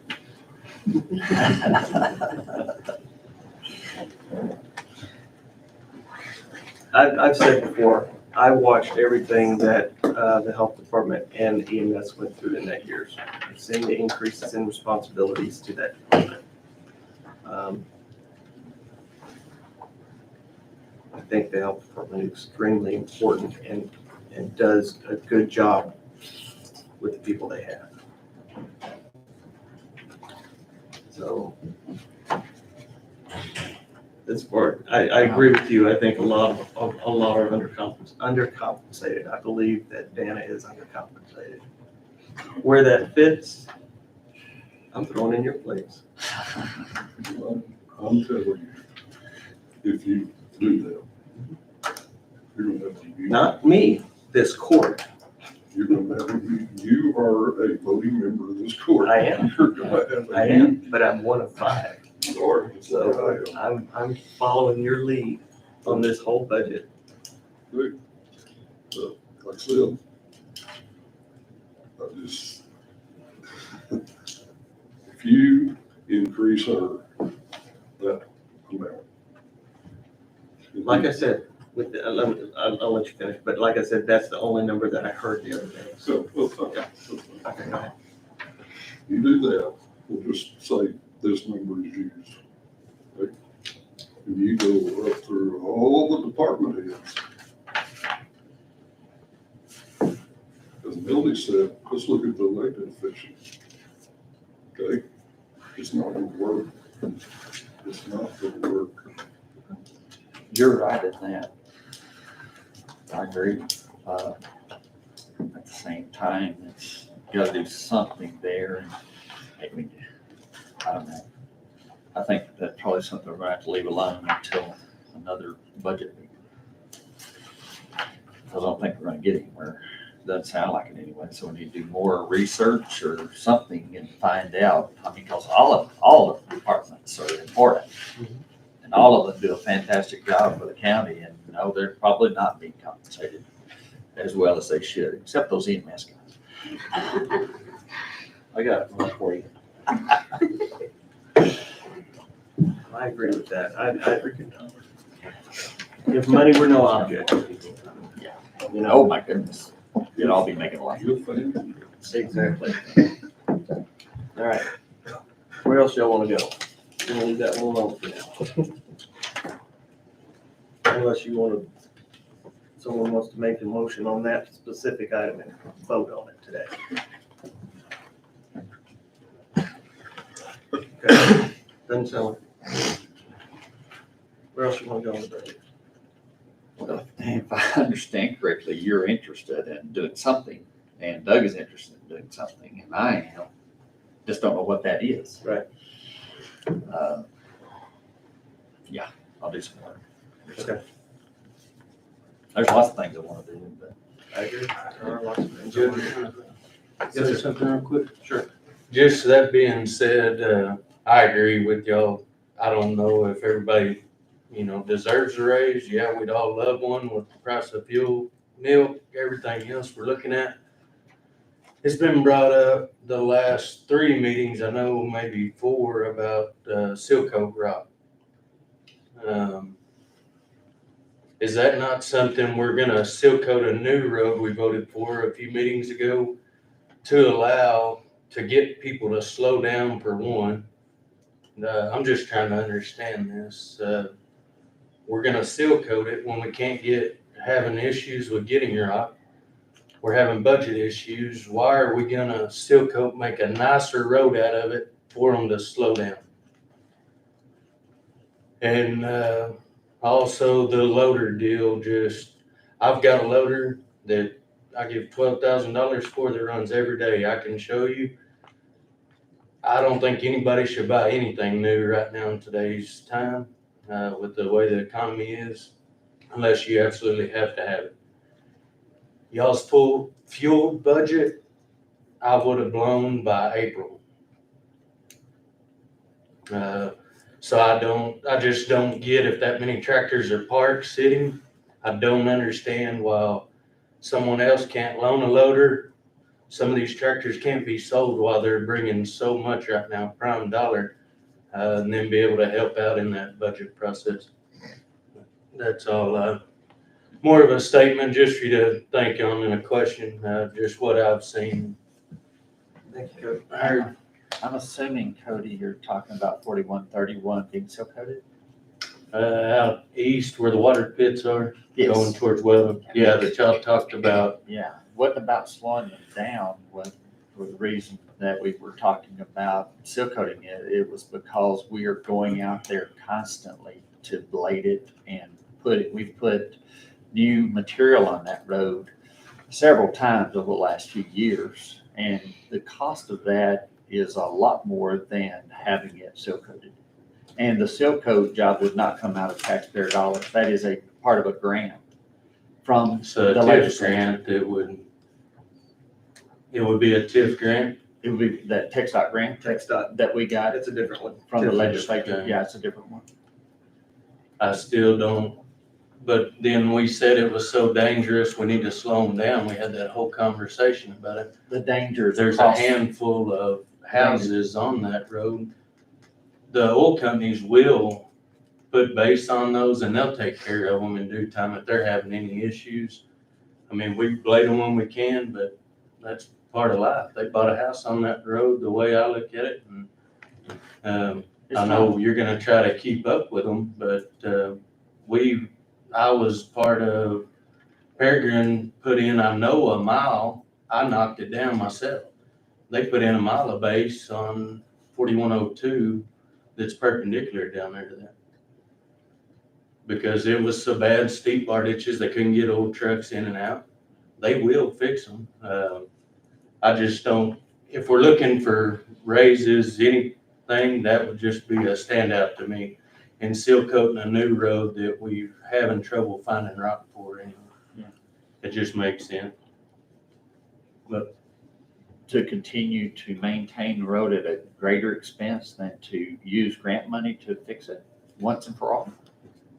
That grant money can be used on other roads? It is, that we've got a full list of roads that are going to be used, but we've got enough to do those with. You had to specify the roads when we went after the grant, what roads you were gonna do. So that's done anyway. Yeah. It takes not don't like it when you say, just give us some money, we'll use it where we want to. Right. But Well, I guess I would have just picked a different place then to use those and let them, there's plenty of oil production right there in that area. They would. I've just seen it over and over. They will fix it and repair I'd like to have the phone numbers of those guys, because I can them. take that I would out. assume to. Please. I will definitely love to see that happen.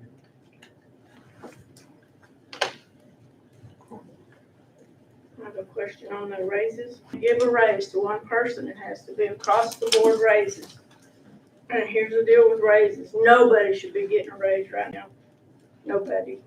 No other institutions are giving raises right now. It's the economy. On top of that, you're already getting COLA that you started at 5.9 and you're wanting to go up to 8%. So that's a raise for most people. That's for the county, that's an 8% raise right there if you go up to COLA. Generally, self-employed people, these businesses in town, they're giving 0% raises. So the county's already won an 8% COLA. So that's a raise. So let's don't even talk about across the board raises for anybody right now. That shouldn't even be in the thought process, the way things are in this county. is the total about 5.9. There was two different options. 5.9 to I would 8. like to speak Go ahead, to, the reason there's two different options. The COLA that was received by Social Security for 2022 was 5.9%. We're always a year behind, so if the court agrees, then it'll affect our employees in 2023. What I'm seeing right now on the latest projections for what Social Security will give in 2023 is upwards of 10%. The lower end can be around 8%. So doing a little math and also to kind of stabilize that COLA is, could we increase it to the 8% this year and deduct that increase on next year's COLA? So say next year's COLA is 10%. This year we give the 8%, but it's supposed to be 5.9%. We would deduct that extra off of next year's COLA. 2%. Lower. It would essentially be about the same, but to help our current employees a little bit more by giving that money, but not giving that full 10% next year. It does come off of what, according to my suggestion, y'all can do what y'all would like. It does come off the next year, not giving that full COLA. That was just my suggestion as to look a little bit ahead, also just kind of stabilize that COLA increase. Because trying to give a 10% COLA next year will hit the budget even harder than this 5.9% COLA did, so. But, and I've said it before, I have an issue asking people that didn't get the COLA raise to fund it for somebody else that didn't get it. That's in the policy. Understand? I understand that it's in the policy as well, but I don't agree with giving a percentage. You give somebody with a $90,000 salary, it's not, because the gallon of milk or the gallon of gas is costing all of us the same. And it ain't right to give somebody with these inflated salaries that much more money than everybody else, because it's, if you break it down, it's about, they're getting, if you broke it down hourly, it's about, for the lowest paid person, they're getting $1 and a penny an hour raise. And for the highest person, it's about $2.72. So if you're by policy, you have to, if you have to adhere to that, it's not fair to do percentages. You need to set a lump sum, and it needs to be across the board. And the part-time people, I don't believe, need to be involved in that. This is for full-time people.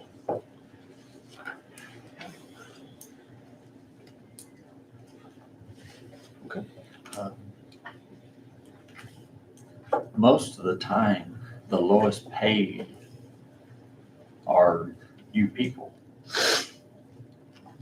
And so in that regard, aren't you kind of taking advantage of those that have been here for a good long while, or? Doesn't matter, that gallon of gas and that gallon It of does milk cost costs all the same. That's true. And that's what a COLA raise is for, a cost of living. It's costing us all. And so the federal government should be giving lump sums out. I agree. Rather than percentages, because that's where it came from. I mean, whenever I came in, it was already in place in 2005, and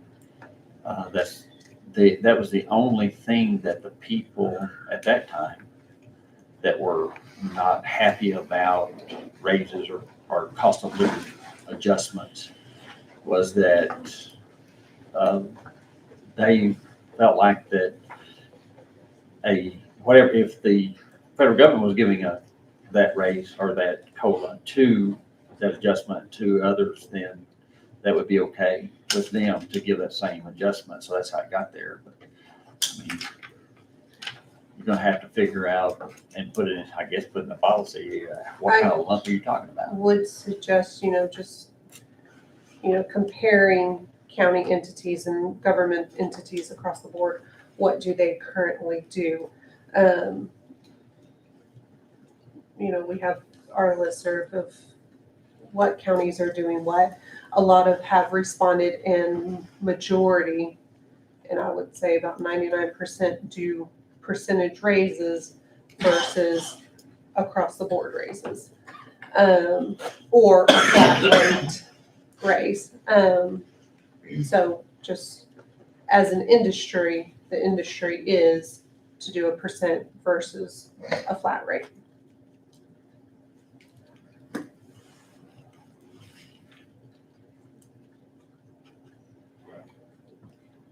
Is there a merit system? No, sir. So if you go by the COLA on the percentage, you've already done the math on that, which was a little over $500,000. I did the math, if you do it by a lump sum, and I just picked a number of $2,000 per employee, which would go towards their base salary, you'll be saving $100,000. I haven't done the math on that, but we'll go with you. But also that $2,000 percentage-wise is higher for a lower paid employee versus a higher paid I employee. understand that, but we're not doing a percentage, that's not what I'm talking about. It's across the board, again, because that gallon of milk will cost everybody in this room the same amount of money as it does the next person. But that gallon of milk, depending on how much you make, fluctuates. If I gave If y'all everybody- would like to change the policy, we can change the policy. The good thing about having the COLA is that it's set to what the CPI is, the Consumer Price Index. It's set to what Social Security does. So it's set to what our economy does. Giving a flat rate means that every single year, you're going to have to vote and look at what is inflation? What is the Consumer Price Index? Where are we at? Houston, I didn't know this, but really cool. They can tell you in Travis County what their Consumer Price Index is. We don't have that opportunity out here in West Texas. So the good thing about having it set to a COLA is there are years where it's 0%. And the employees don't get anything because it's 0%. So there's pros and cons to everything you want to do. The COLA is just what is in the policy currently, and it is pretty, the employees can count on that. They can say, okay, yes, it's hurting, but I know in 2023, I'm going to get that raise. I know in 2023, I'm going to get what inflation is. And if inflation is nothing, then they don't get anything.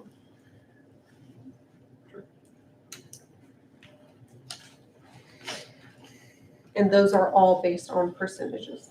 I have something to say on the COLA. Yes, ma'am. The city started their negotiations, if that's what you want to call it, at 2.9 COLA, and they raised it to 4. So the county's gonna get double what the city employees are gonna get. Not that that matters, I'm just throwing numbers out there. The city's agreed to 4% COLA. They didn't even know that 5.9 even existed when I mentioned that to them the other day. So they had started at 2.9 and then raised it up to 4%. So now the county's wanting 8%. So just saying.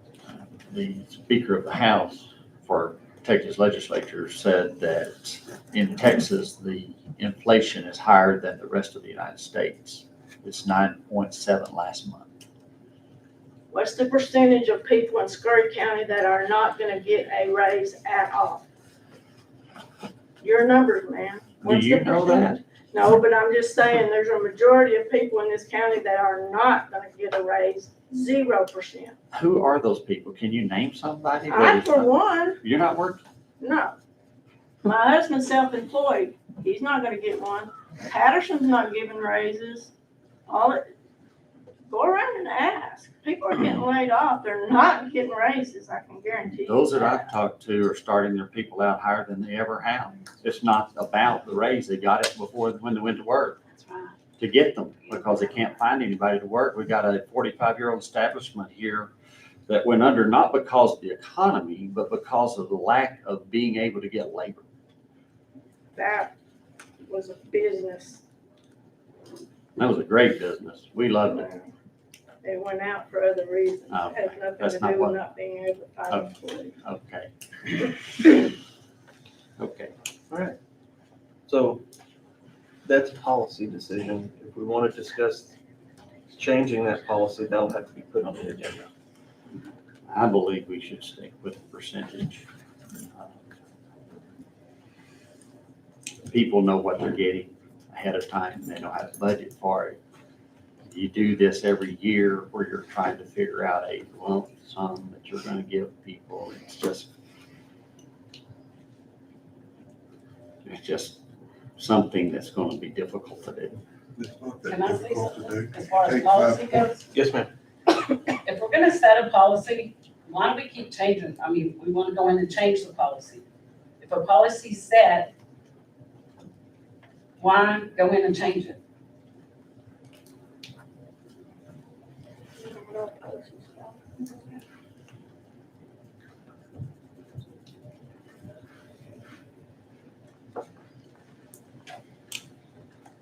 Okay. Doesn't sound like that's getting resolved today. We have to resolve some of this next week. have to. We have this timeline that we're about to run out of. So what else would you like to discuss?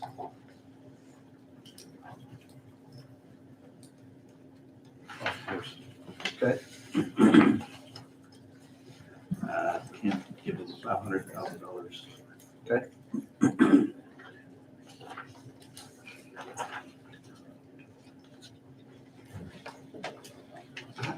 I think some of that needs to be explained.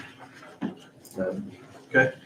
I think you know that there are those in the community that want to partner with the county in order to improve the course. That course is being utilized more than ever. I've gotten emails and texts and phone calls and some thinking erroneously that we're talking seriously about closing or giving away or. I hope that's not true for any commissioner to believe that. I think Commissioner Scott actually said something about giving it to the college, but I think he was joking. I mean, you'd really love to do it, but you know that isn't gonna happen. That facility is making more money than it's ever made since we've had it. And it's something that is quality of life. And it's just as important as the splash pad or the swimming pool or North Park or park or whatever that we have in this community for quality of life. And I think you're headed in the right direction when you want to put it under the Parks Department. I think Lance will do a great job with it and working with Sid. He's already working with Sid, or we're exchanging equipment back and forth. They get along very well. They understand what needs to be done. And I think that Lance can absolutely manage that portion of it for the pro shop and everything. But there are people that have spent or given to the county hundreds of thousands of dollars to keep that course viable. And they're still doing it. They gave tens of thousands of dollars for getting the lines put in. They're wanting to give money to redo the golf cart paths. Now, I agree with some that have said we need a marshal out there. Somebody said last week, we can't keep them on the cart path. Well, there aren't any cart paths, but you need a marshal to do that, to stop people from parking their vehicle outside the fence and walking in and playing golf with their buddies that's actually went in and paid. Some people say, well, they do that, but they pay after they play. Well, maybe they do. Maybe they don't. But Well, if there's that many people wanting to give to it, why don't they just put it back as like it used to be, and let them run it? because while it does make a lot of revenue, more so than it ever has since we've had it, that is something that they couldn't keep up. No different than Toll Park. Try to give Toll Park to somebody, or even North Park. Try to give that to somebody, or our youth center, or you can name a dozen other things that we don't have to budget for. It's something that brings people to our community. They buy gas, they eat at our restaurants. Some of them probably stay in our motels when they come, because I've talked to them that have come all the way from Seminole and even out of state to play on that course and then play the college course. And so it's not just what's happening out there and what that budget is. There are other monies that are coming in this community from outsiders that are using our service stations, our motels, and making that a more viable place to be and a quality of life place to have. There's a tournament that's put on by the Ladies Golf Association that's coming in September. I don't remember how many ladies are coming in, but it's one of the largest, and they're hosting it this year. That's like Terry said, it's bringing in dollars from other areas of the community. There's another golf tournament that's gonna be here, I think the week before, the week after, something like that. That's bringing in people from outside the community into the community. And they spend money here when they do come. I found out yesterday that, only 100,000 has been accounted for as far as what was spent on the, or has been requested to have a receipt back for the irrigation lines. It was closer to 200,000, 175 to 200,000 that was donated just this year to improve that course. That's a large chunk of change. Yeah. And to rip the rug out from under those folks, I think would be a bad thing to do. I'm not suggesting that we look at.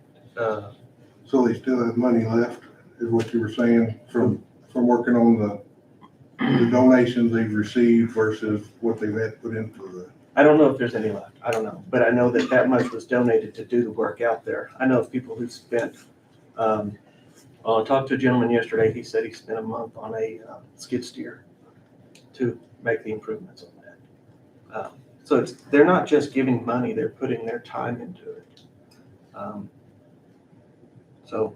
This year is going to be slower than some of the others, but it's headed in the right direction. The golf course is not one of those that breaks even. The only one that comes close is the airport. Everything else is quality of life that we provide to people. So EMS, golf course, the senior center, the youth center, the parks, the ball fields, even the health unit. It's all quality of life that we provide to the community that we don't make any money on. Golf course makes more than probably all of those except airport. Well, Judge, I'd like to make a motion. And I say we remove the $506,500 from the golf course budget proposal. That whole amount? Yes, sir. Give me that amount again?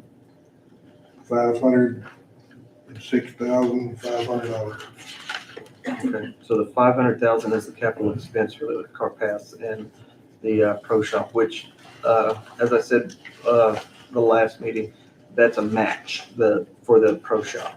And the 6,500 is to purchase a ball picker and a ball washer. So, is there a second? So, All in favor?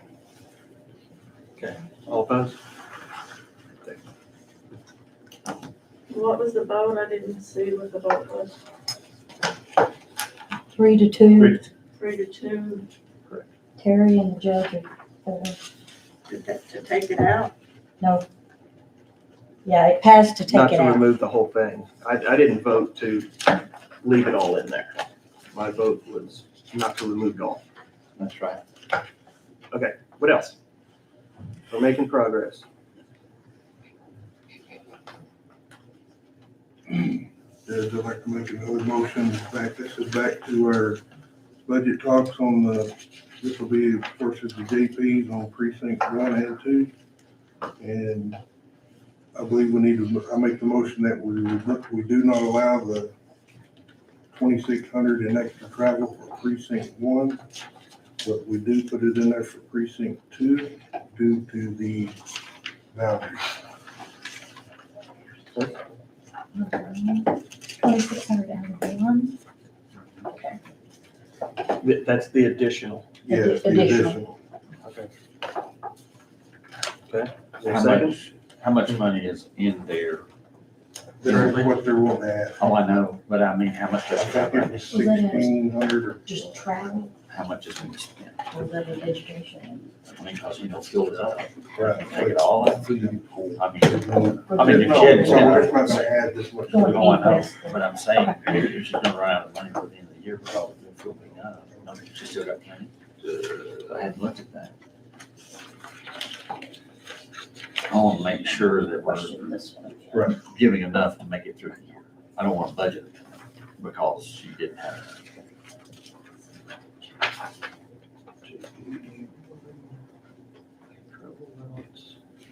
2,400 for the current year, spent 1,400, so there's 1,000 left. So she is gonna need some extra money. I mean, she's gonna, I don't think she's She only not. spent 1,000. I mean, oh, I thought I said 1,000 left. Yeah, Yeah. there's 1,000 left as of July 31st. I couldn't tell you what that is at the end of. That's- JP two's already done all the work anyway. So she had 2,400 and now she only has 1,000. And JP2 has spent the same amount of money. Anyway, my motion stands. Do you want, but you do want to give it the entire amount to JP2? Is that right? No, they both requested $2,600 more. Okay. And my motion is to allow JP2 to have it, but not JP1. Not even though she hasn't spent the money that she's got either. She spent the same. Yeah, amount they of money. both spent the same amount of money. They both spent the same amount of money this year. And you still want to give her an additional 2,600, or do you want to reduce that I some? want to give For two, I mean. JP2, I want to give JP2 The $2,600. total, okay. So that, it's actually $5,000. Yes. And you want to keep JP1 at $2,400. Yes. So there's a motion. Is there a second? Wow. All in favor? All opposed?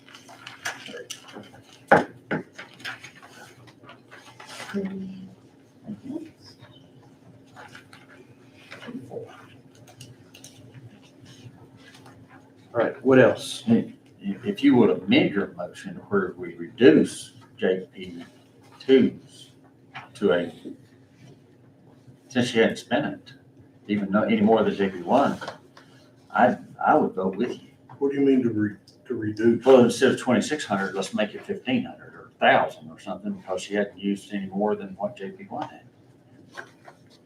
But I mean, this is my point. JP2's precinct, she covers more area than JP1. I agree completely. She just hadn't used any more money than JP1, even though she's got a larger area.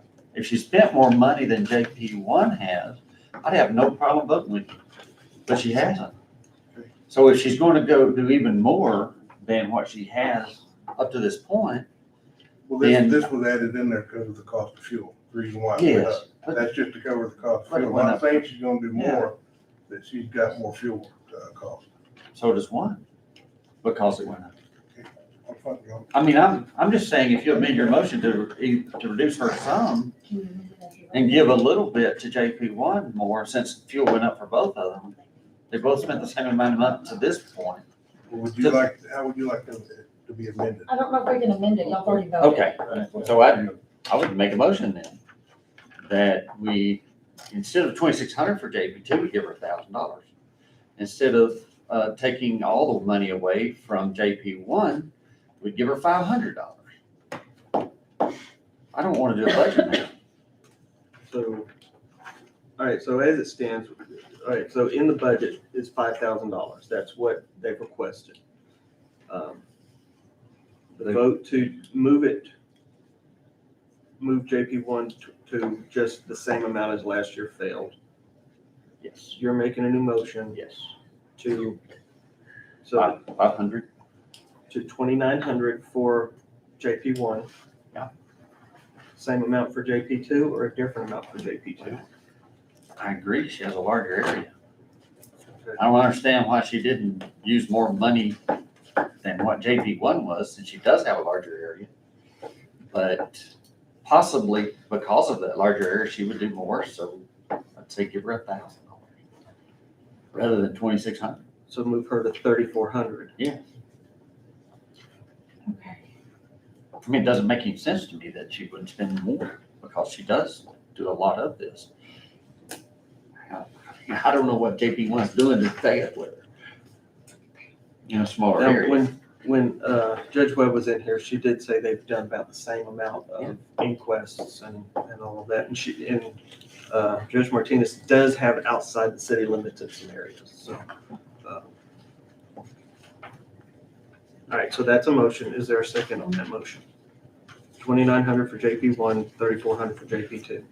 Or do you wanna, or do you like this? 2,900 for JP one and how much for JP two? 3,400. That's raising JP one $500 and JP two $1,000. Doug, did you second? You did. All in favor? All opposed? What do you wanna do? Leave the same. Oh. Leave them the same. Okay. But we won't have to do a believe budget that- amendment today. Right, I'm just trying to get along. yeah, no, I understand. Okay, where do you wanna go next?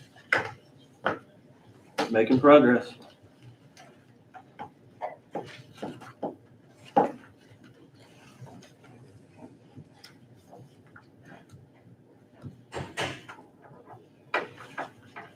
What did we decide on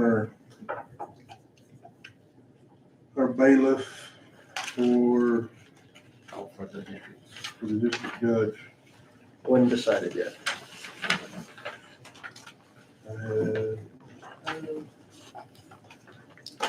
It'd be under sheriff, because it'd be a sheriff's employee. I appreciate y'all sticking it out with us. What's the sheriff's view on this? Are you shorthanded? I think it's a necessity. I think not a want, I think it's a necessity, and I just visited with the district judge before I come up here. And they are seeing a lot more, I don't want to use the word confrontation, but there's been a lot more heated, especially in family court. And I think that you can see it every day in society in general. It's out there and it comes into this courthouse. So, and it's not just it would double up as far as helping the security here at the courthouse as well. When it's not necessary to be a bailiff, that, I still have a uniformed deputy here as well. So that's my opinion.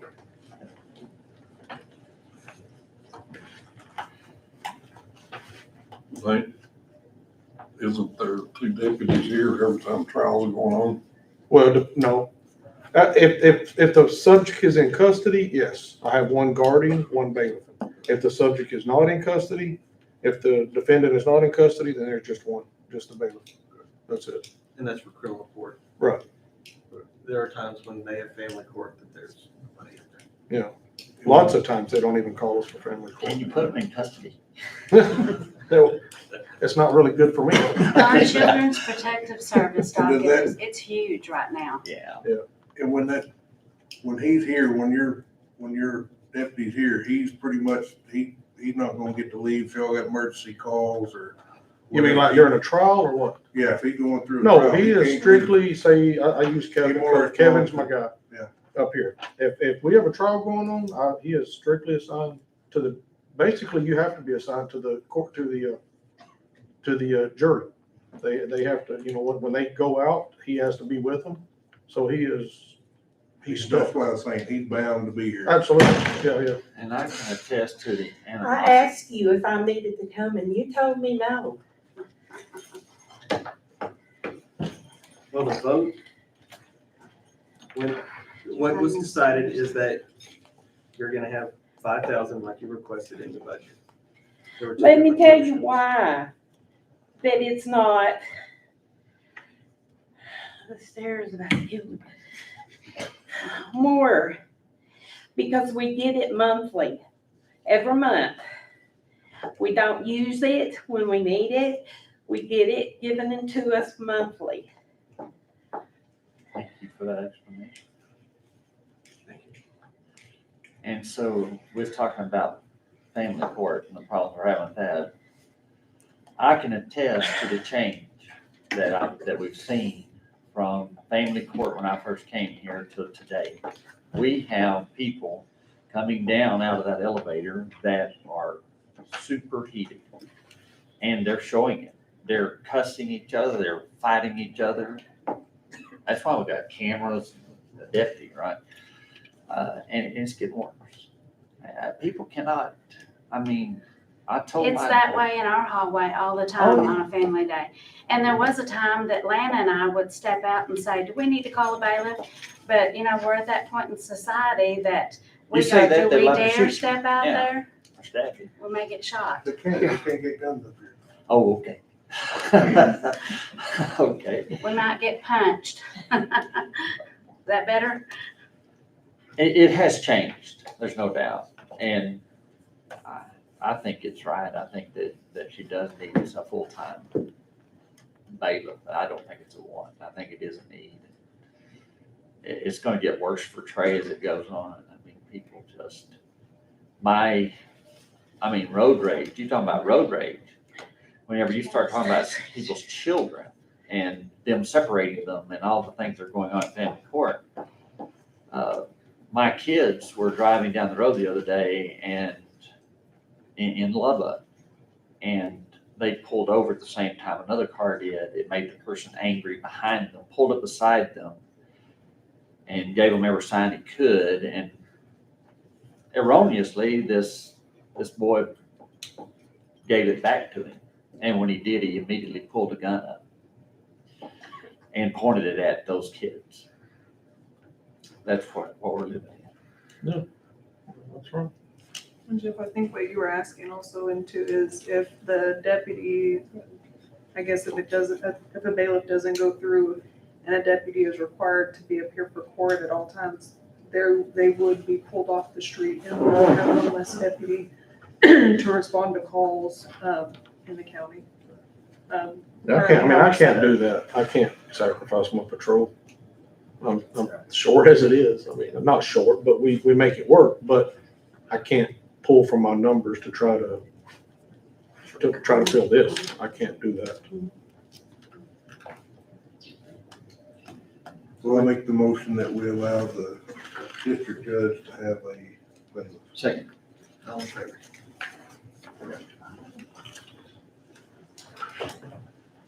I'm gonna throw that because it's already in there. All right, what else is your pleasure? Well, while we're on that, let's talk about the dispatcher. Okay. From what I Can I go? understand, I need to go take a break. You can continue, but I'll catch up.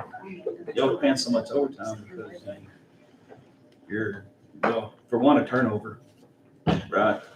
And plus all the overtime you're having to pay to cover all that. Yes. I got Kirsty to pull some stuff for me. As much overtime as they're paying, you can afford to put another dispatcher on. But will that solve it? That's my question. Yeah, I think it would. I mean, it would. So, and I will say I'm working on plans on finding a more intensive training.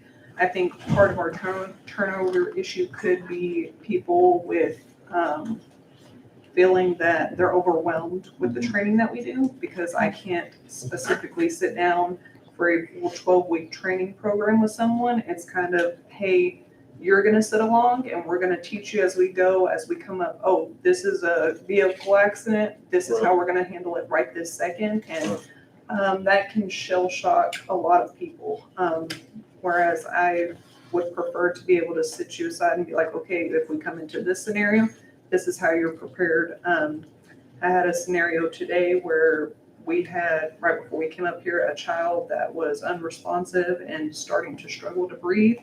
My newest dispatcher, I'm coaching her through it, but at the same time, it's a shell shock to have to immediately be, oh, I'm taking this call and I'm dealing with this right now, versus, okay, hey, let me show you what you would do if it was this scenario, to be a little more prepared.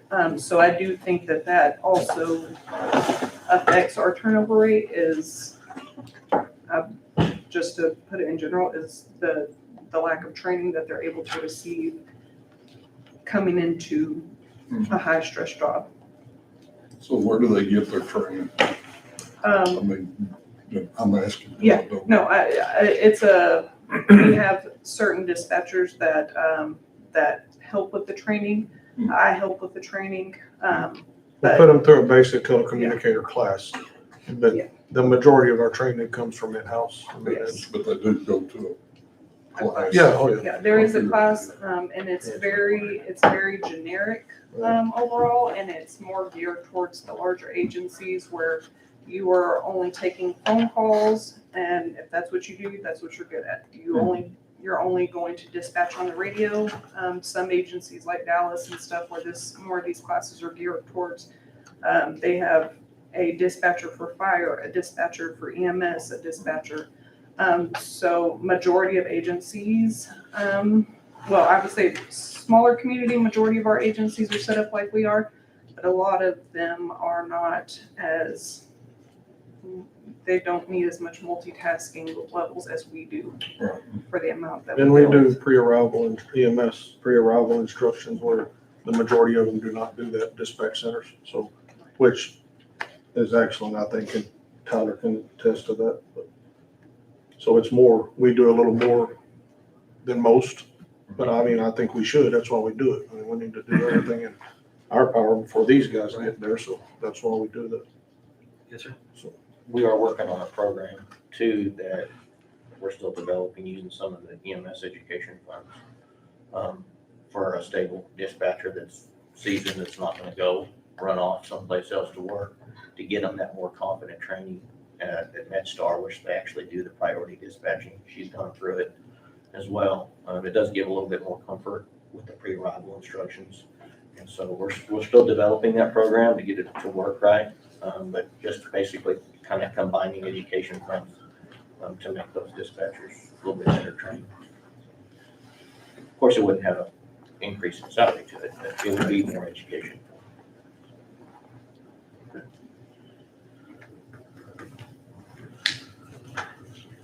I'll make a motion, we hire another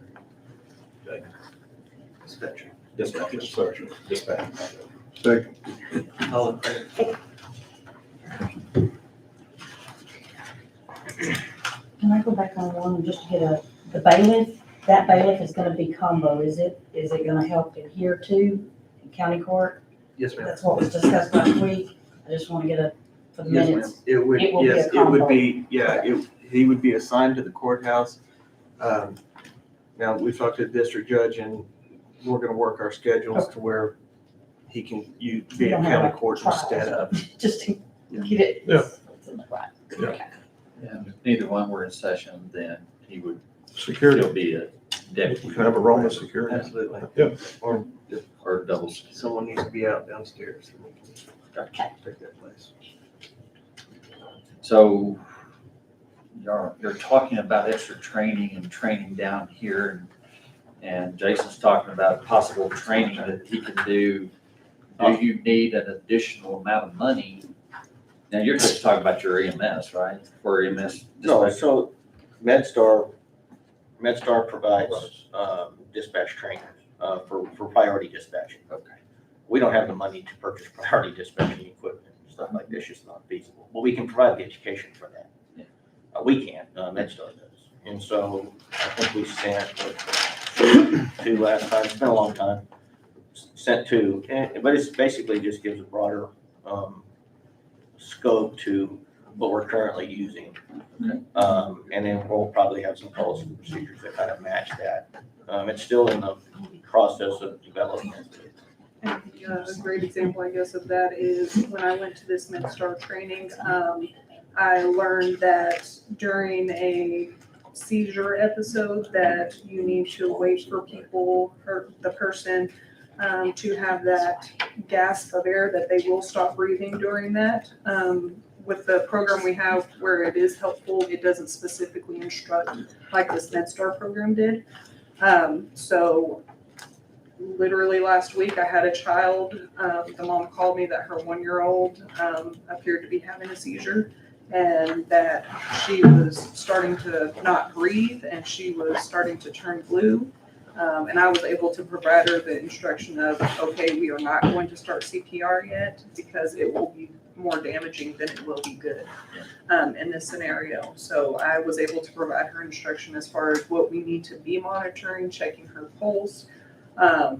So it is important in that scenario that we have that extra training because I would tell you the first couple of weeks I started, I had a child that it was determined that they were having a seizure, and my immediate reaction when they're telling me my child's not breathing is I want to give you instructions how to start CPR based off of the directions I have, and I could have potentially harmed did more harm than good in that scenario.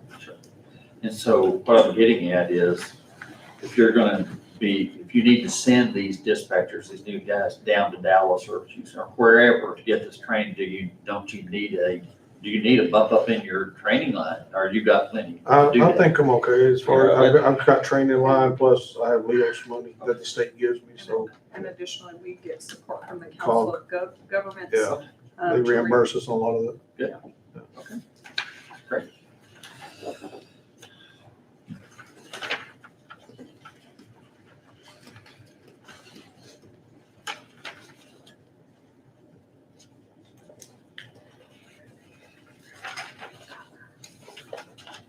What else would you like to discuss? If we don't discuss it, it's in the approved, or in the proposed, so if we don't discuss it, that's where it is. Still proposed. Still proposed, exactly. Yes. Yeah. But we need to decide a lot of this before next week, because there's a timeline. we have to- Well, we're Yeah. Need to discuss my loader. Okay. What was it? His loader. If y'all have other ideas, then feel free to share them on how to do this, but I'm in need for a loader. And I need to make the decision to get it ordered. Sure.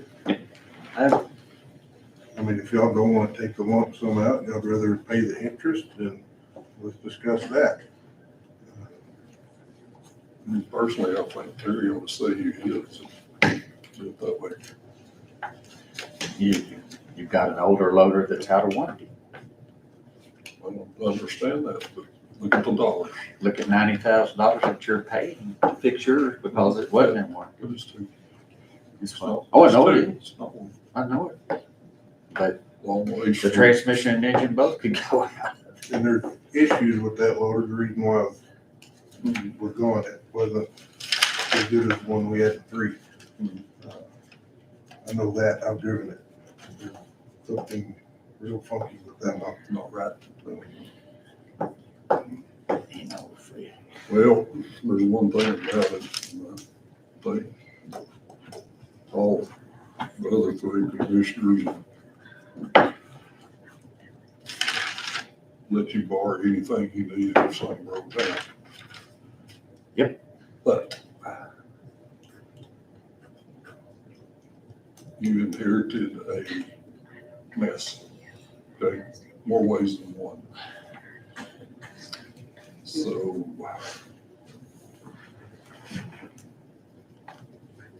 I don't see that we don't have a choice to at least let him get the loader.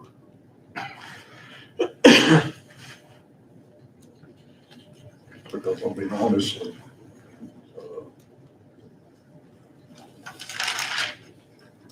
the loaders get used as much as anything. They do.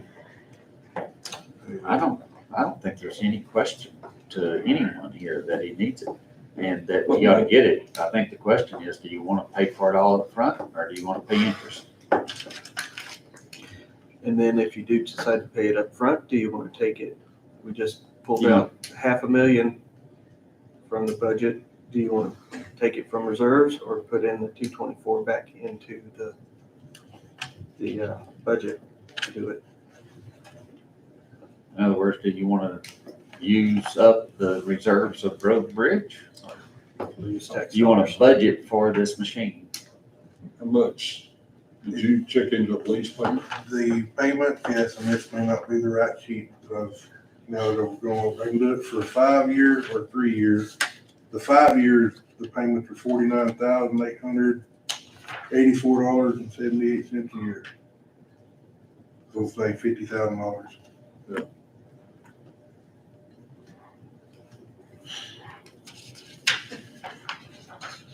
And I'd rather have us have our money in the, have access to it, because once it's gone, it's gone. It is. That's Because I know we're all fixing that to get it, that's the way our budget's set up, because we're fixing to do some seal coating, all of us are. Yeah. gonna have to carry us till that grant money comes back, and it'll go back in there, but that's where it's gonna come from.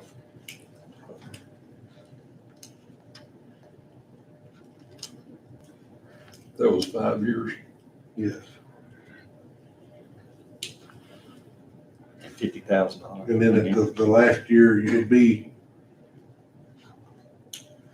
the last payment would be $1. Then it'd be purchased. Right. Well, my issue is with the current funds road and bridge has in it, okay? You pull 200 and something thousand out of it, that's a lots of seal coating. And I understand the interest, but in the respect of the dollar amount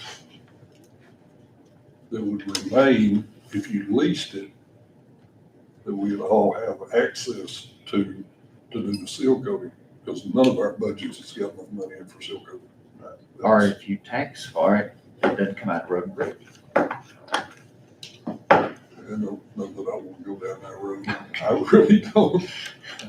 But I would like to see you lease it, because you were my foreman in 3 when we did the maintainer because of budget issues. And with the full warranty, you're not out anything but wear items, correct? Just like the maintainer. Oh, yeah. And it's a good warranty. I mean, it's, we all worked together when we did the maintainers, and they really stepped it up. Yeah.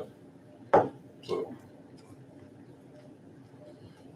I'd make the motion to allow precinct 4 commissioner lease a loader, for lack of a better plan at this time.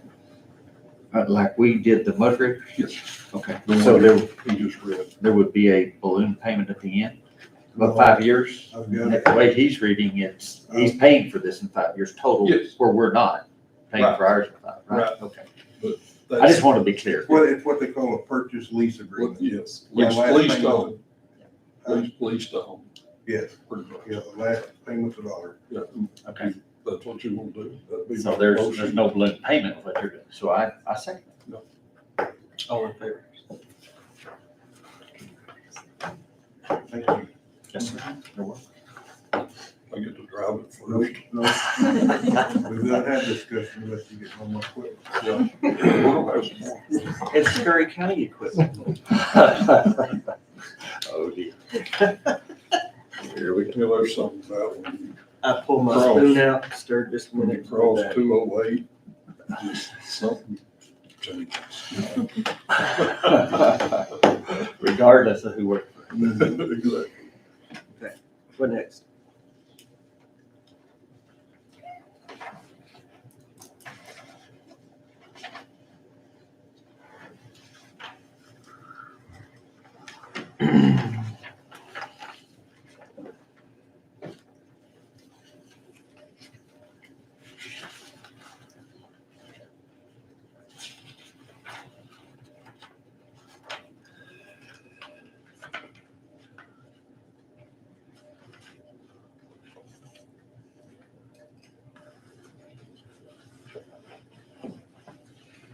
We're doing away with your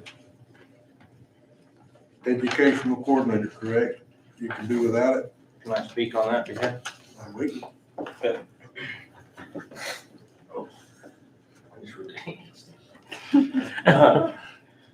So, yes, I have talked with WTC, and we, in conjunction, we are working together with College on the Square.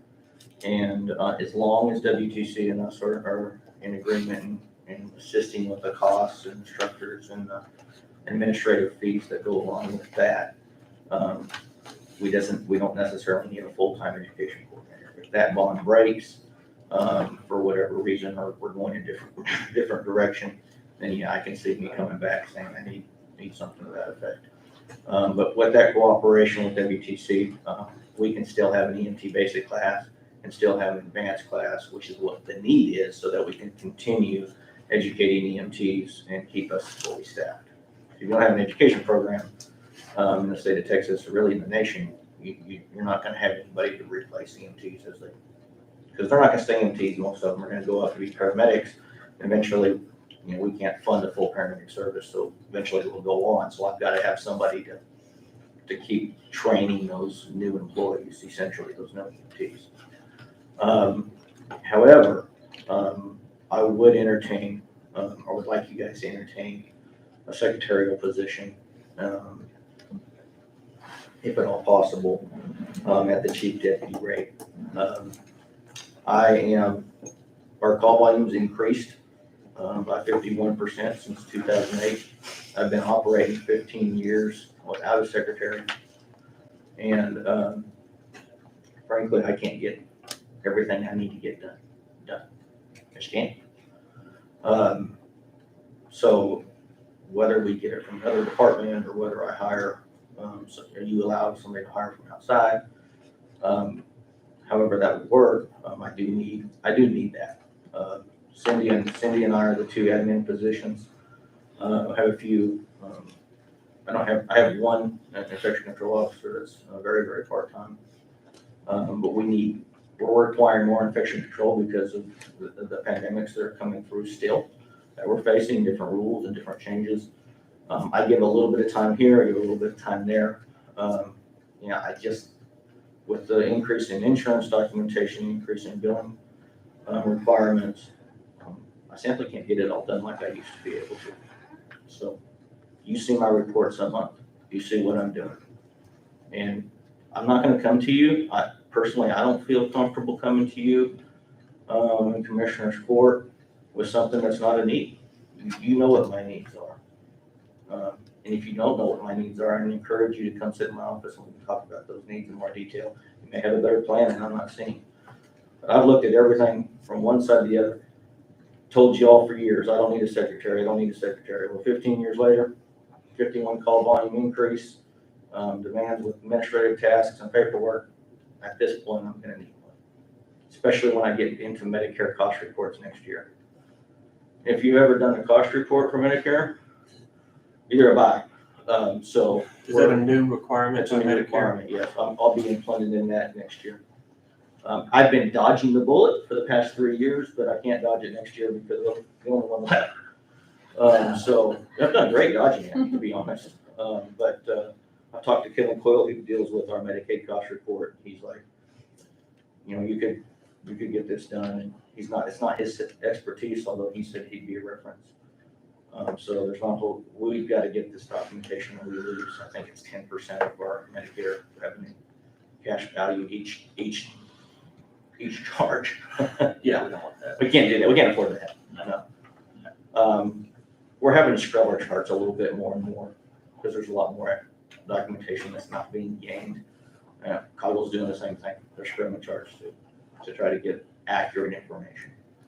So we don't want to send them to collections if we don't have to, because we lose out on that as well. So I mean, it's just increased administrative costs. It's just the bottom line. And I've never hired a secretary. I've never really needed one, but that is a need. What is it, base salary, do you know? I don't have it on the list. That base salary is $48,950. Chief deputy? Yeah. What I was told. Chief deputy in 2022 is $40,950.72. I thought you said 49. Oh, 40,000. 40,950.72, according to the treasurer's office. Well, let me ask you this. I'm not arguing with you because all the departments we have,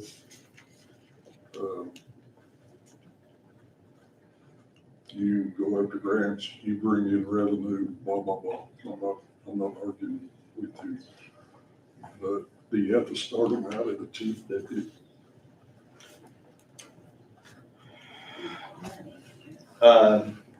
With today's economy, I would feel that you do, along with the things that I'm going to require them. They've got to be proficient in Excel. They're going to have to be are proficient in cost reading and reviewing. I mean, there's so many things that I can have this person, I can do it all the way from inventory on our trucks, making sure that we're doing it all the way up into cost reporting through Excel. So, I don't know. I would say that if I could find somebody at a cheaper rate, I would. I don't know. I've never, like I said, I've never hired a secretary. I went into the treasurer's department and said, how much is a chief deputy position pay? And they said this, and I said, okay, that sounds fair. And that's my issue, because I know the term chief and the term deputy were all about pay increases for everybody, different titles, when this all started years ago. And I'm like, I believe what you're saying. We don't need to start them out here at the top. Give them something to work towards. And that's up to you when that occurs. But let's not start them out at the top end. Yeah, I just looked at it and said, I didn't ask what different classification. I knew they had a chief deputy position, so, like I said, I've never hired a secretary before. So that's I just, think the clerk is what, 36? 35, 84.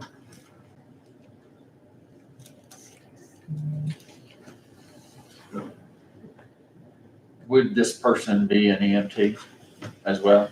I would always love for that person to be an EMT, but I'm afraid that I would abuse, if I do that, I'm gonna put them on a truck, and then I've accomplished nothing. So I don't think that I would train them as an EMT. I think that if I'm going to be honest with y'all and say I need a secretary, I don't need to train them as an EMT. I just can't. I've got to have somebody that's going to be able to help me in the office. So. Like I said, Jason does a great job. Oh, yeah. God knows the last 2 years I've used him more than I ever wanted to for his people. But that's neither here nor there.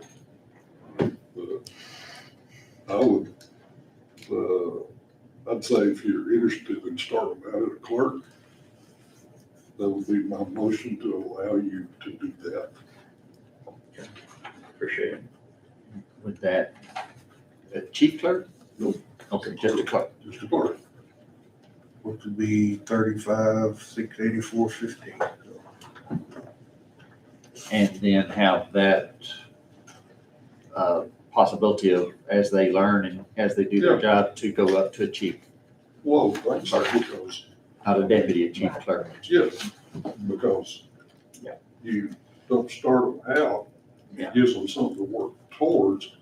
And when they do figure it out, and if he does work them, which I'm sure he will. Yeah. It gives them something to look forward to. Okay. What if they're a burnout EMT or paramedic even that he finds that doesn't want to get on the truck any longer? They would be knowledgeable, all that knowledge that you're talking about, they would have it. Would that be a reason to hire them as a chief deputy? Clerk? For salary purposes, if you're going to allow him to increase that salary at any point in time during the year, you need to allow him or put in there for a chief clerk salary for budgeting purposes. And then whenever he hires, he needs to start him out at the clerk, and then he can increase whenever he feels necessary. Otherwise, he'll have to come back to you and ask for an increase. Right. So I like that idea. My bad, sorry. That's okay. So I would make that motion that we allow him to. So that's a second. Or second, I mean, sorry, you made the motion. He needs to change. Oh, to chief clerk though, yes. For budgeting purposes, be budgeted at chief deputy clerk, but to start out at clerk salary. Unless they have the knowledge already. Or not. No, they need to do a probationary period or something. You gotta get it out. You can't stop. Well, it's up to you then, at that point in time that Yeah, you I get to think- that position. I think as the director, I'd have to put together a hiring committee of somebody that knew how, what to look for in secretary. Essentially, hire the right person for that particular job. Budget. So, and I'm not gonna hire, I can't afford to hire an old EMT, because there's, I don't need that style of work. I know what that like already. Okay. So, You know better than I, yeah, I need that. but at least you'll have the tools you Budget need. Yeah, I'll have it. Pay clerk. So, All right, so we have a motion and a second. All in favor? All opposed? thank you all very much. So 4-1. You're welcome. Also, I just add on the wish list thing. You're done. No, let me add this one more thing. I did increase the operation lines by 10% simply on the inflation. That's the only reason those are on there. Okay, so that was simply my operational lines to account for the increase in inflation, to account for the operational lines. That's why you see those on there. I'll leave you out because I'm gonna answer some questions for Jeff about emergency management. Oh, okay. Emergency management, you had questions about that, what was needed there, what the 50,000 was asking for. Can you start us off on that? Yeah, so Scurry County EMS does not have, or Scurry County as a whole, does not have an alternate care site that we can roll to and stock emergency equipment. So example is if we had to evacuate Cosville for whatever reason, electrical failure, flood, gas leak, whatever, or tornado, whatever, we'll take those patients and transport them to another location, church, wherever that goes. We don't have the supplies or equipment to take to them immediately to get that staff. So we are currently working on an emergency management trailer. Essentially, it's an alternate care site that has basic equipment to get us through the first 30 minutes of that call. This is another trailer separate than the one he's got. This is the trailer that sits at the armory. This is EMS. So it's a separate trailer for him. Yeah, we've used it for multiple things, but right now we're using it. We're trying to get this because we got into a situation with the hospital where we were almost pulling the trigger on evacuating the hospital. We're like, okay, let's take them to a church, but we didn't have the necessary equipment for 30 minutes to take these patients. Let's say it was 5 or 6 patients, I think we were thinking. We can get them there, but we didn't have the equipment to necessarily get us through that 30 minutes to an hour. Past that point, we can be shuttling equipment in from the hospital in different places. So that's one of the areas we're looking at. The cots that we have, the old military cots, or Larry and his crew, the Parks Department spent, I don't know, probably 16 hours trying to get those old cots to fit. They were dumping them in water, trying to loosen them up. They put together, I think, maybe a quarter of what we have, and they were like, we're done. We're not doing it anymore. So those are actually set up in the armory. You can go look at those and see what those are set up. So we would like to get rid of those cots and purchase enough for 100 patients, 100 people. Was that the cost that was like made in the 50s or 60s? Yes, sir. All of our disaster. I thought that was in the building out there. Yeah, in the containment. Okay. Yeah. We've got to start looking at replacing that kind of stuff. If a tornado comes in and takes it out of the community, the natural storms are increasing significantly across this nation. And it's just a matter of time before it hits us. So we've got to start preparing our community and our emergency response for those kind of things. I need to talk to Nathan and Perry a little bit more about it. But the cots, all the equipment, the blankets were from, if you pull out those blankets, they fall apart because they're so old. We need to start replacing blankets, cots. The health unit really needs to get us, has a good stock of emergency masks. We do have a huge stock of emergency masks right now, but those expire in a couple of years. So we've got to work out a rotation to where we kind of independently start purchasing those type of masks.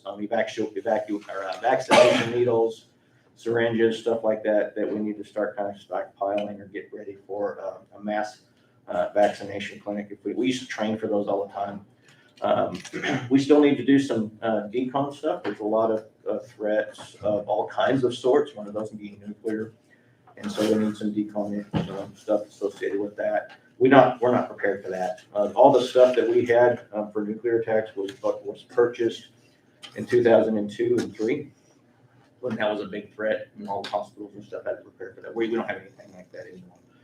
So that emergency management fund is essentially used for preparation for those type of incidences that we really, generators, generator lighting. We don't have any lighting, water. We all constantly need to keep a water supply, because you never know when our water's gonna run out or something happened to a main line. And so we have to have water. I don't want, one of the biggest issues with the city when we had that big freeze is everybody's filling up their tubs. But if they knew that they had a water supply that they could go to and allocated a case of water per family or household or something like that, that would help on, because they were dumping all this water in their bathtubs, and the city's in surplus went skyrocketing because they were trying to save water. That was a dodge bullet, but different freezes that, we're seeing weather and stuff that we've never seen before. So that emergency fund would be essentially to assist in preparation for that. If it would please the court, we could bring those suggestions to the court, as me and Nathan and Perry and the sheriff and the emergency management team essentially get together and present a list to the county for that funds before it's even spent. Could be done as well. So lots of different options there. But those were the immediate concerns for emergency management. You can't ever put enough money and time towards emergency management. You can never be enough prepared. But we have a duty to our community to be somewhat prepared. And Doug's a good expert on that. He spent most of his career doing stuff like that. So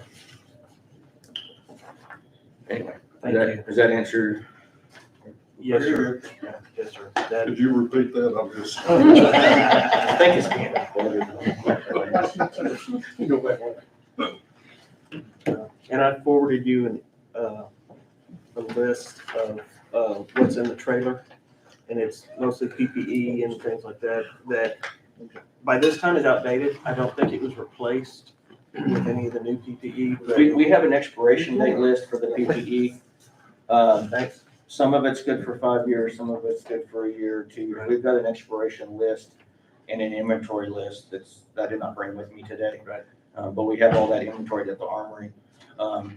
We actually, to be honest, we really not need to start distributing a lot of that stuff to hospitals, nursing home, to some of the community that may need it, because we're not going to use it fast enough before it expires. And I'd rather distribute it before we just throw it away. So I agree with that. yeah, there's some stuff that, because I made several runs to Amarillo and Lubbock, getting a surplus of supplies, and we packed at least 6 ambulances full of surplus, and we were prepared and we have a surplus, but now we have too much, and we need to probably start giving some of that out. So Generators is an issue. Generators is a huge issue. We have one building that has an emergency generator on it.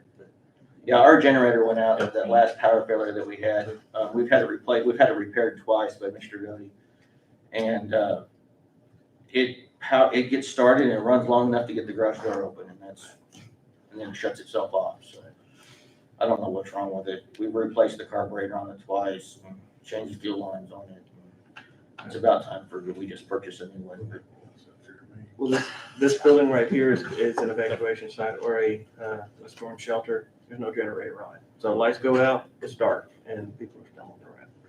So, How much did you put in that budget? $50,000. Oh, yeah, that's not enough. No, it's not enough. But I'm trying to get a start, and I will be coming back each year to request for emergency management, because we are just not prepared if something happens. We are in certain circumstances. In certain For the most part, we're under. We've never made that a priority in this county, unfortunately. And I think that it's just something we need to kind of look at and change. But that's me speaking. Thank you. But you specifically asked what we were requesting it for, and that's what it is.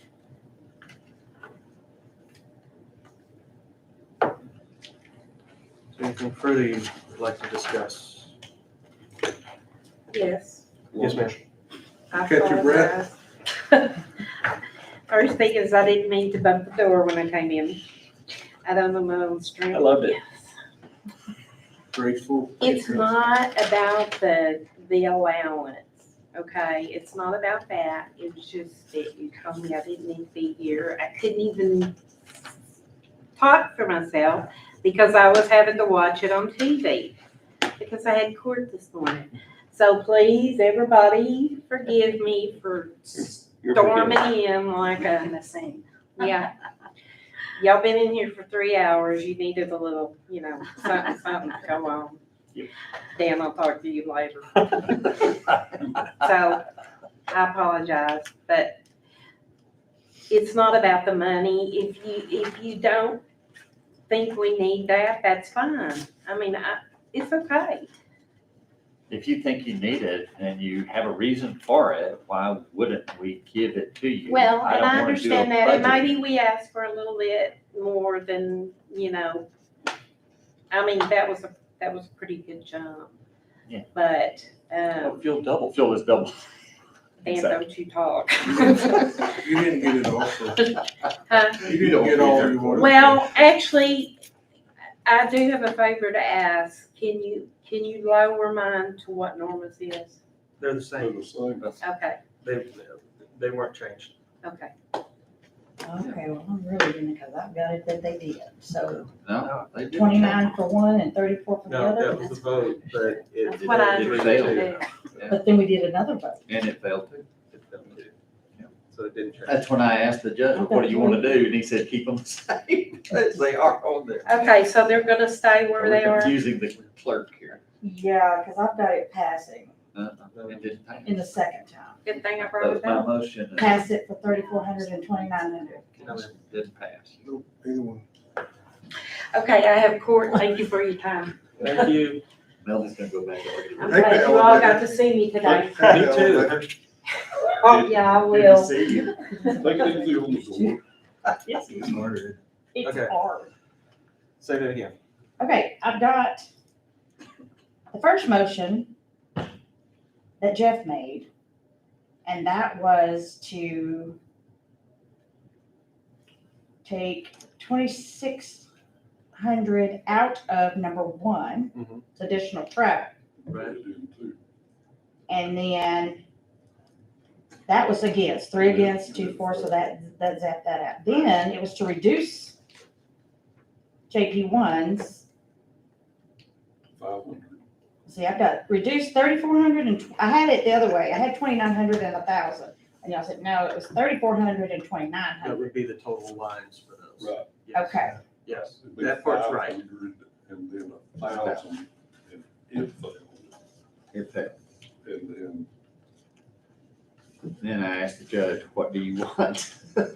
So what is that actual amount gonna be in their lines for travel? The amount that's in there right now is 5,000. That's the Each? requested. Yes, ma'am. Each person is gonna have they 5,000. requested 2,600. More. And they had 24. Right. So that's 5%. Right. With 26 and 24 is 5,000. Yes. We increased it 26,000. Just give me the grand total. 5,000. Thank you. Each. That's all I need to know. Now, here's a question. Do you want to take a lunch break and come back, or do you want to continue? I got a dental appointment, Judge. But y'all can continue if you want to. Here's your appointment. It's at 4. It's at 11. Okay. Question on that. The precinct 1 employee's up for discussion, so he should be here. Well, I've given the opportunity to speak about whatever they want to discuss here, so. And since you brought it up, I still need them. And I have told Jeff that we would help him with 4156, but I'm telling you, with these 500 people coming in, with all of the things we've got, a lot of times my guys aren't there, we're snowed under constantly. I need that person to be able to Discussed catch everybody up. on the list except the precinct 1, the county clerk, and the district and attorney. stay caught up. If it's a no, it's a no. I'm still gonna keep asking until you set that rate, because I need them. I'm still saying no. Nothing is here. No, we didn't vote on it, so. No, and it's, I mean, it's uphill. I still have those things, Sean. Okay. And you said no. I haven't said anything. Oh, you had to say that. I thought you said no. I haven't said anything. Okay, I missed that. No. Okay, yeah. I think What do you feel like? You have 3 and the others have 4 and 5. I just still, we voted on this the other, I say we voted, but we all just decided no the other day, and I'm still there. Still no. No. Okay. It's a no for us to be able to help you on 4156. That's fine with me. Okay, fair enough. We will stay in our precinct and try to catch up or stay even with what we're doing. I'll have help from these other 2 precincts. And y'all got more hands, so you can get it done. All right, so what else do you want to discuss?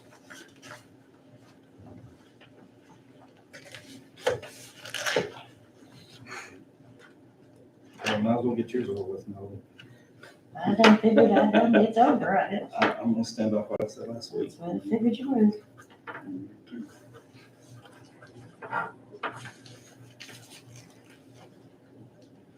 Anybody want to make a motion on that? On both of them, precinct 1, let's make it official, precinct 1 and county clerk. I'll take motions on both of those. Make a motion that we don't allow precinct 1 to create another position. And Let's keep them separate. we listen. Oh, okay, No, all this right, is I thought you were about just to, okay. All right, so there's for, motion, is there a second? Second, all in favor? All opposed? Okay. County clerk, I didn't understand what he said. there's a motion to not allow precinct 1 to hire. All right, discussions into county clerk's position? No, I already told you what I need. Yes, ma'am. You think the sheriff needs it, you think that Jason Tyler needs it, but yet anybody else I don't think needs it. It's kind of not fair. You pick and choose who y'all like and who you don't like. Who you think needs and who you think doesn't need. You know, the question I've got though is y'all don't want me to have the person, and that's fine. And I'm not gonna be able to help like y'all are wanting to on any other projects than seal coat and millings. And are y'all still going to help in seal coat and millings in my precinct? Mm-hmm. Done told your foreman. Okay, that's fair. That's fair enough. We will help in those 2 areas, and we can do that. We will not send the amount of employees that we've always sent. We've always sent all 4, my foreman and 3 guys have always showed up to every precinct for every chip seal. There will only be 2 coming the next time we chip seal, except in my precinct. I'll use all 4 of them in my precinct. Okay. Good enough. Just want to be certain. I've already talked to them. Okay. If you need help, always go to this call. Okay.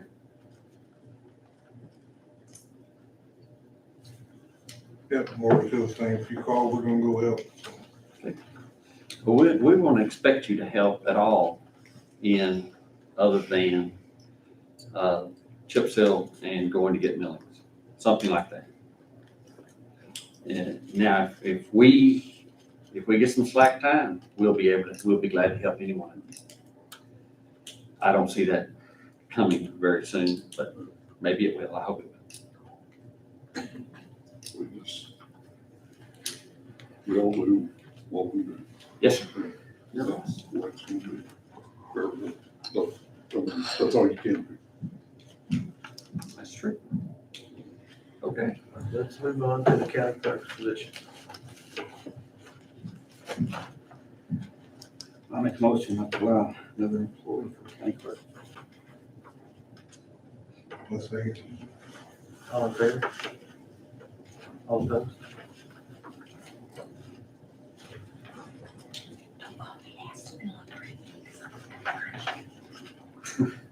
You guys looked at the minutes. I still didn't hear what the can't hear what the motions are. back. Motion. It's to not allow me to have a person.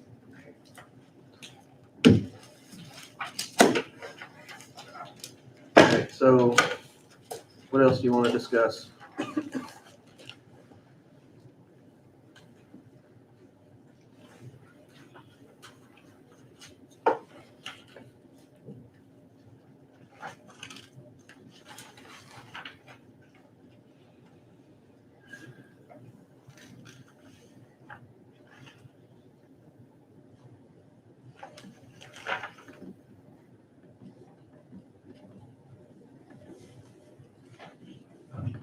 Wasn't there something there for you then?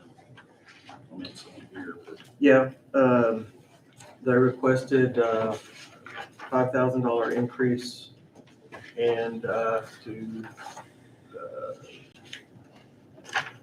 another $2,250 for their printer. And they hadn't had an increase since 1974 on any funds.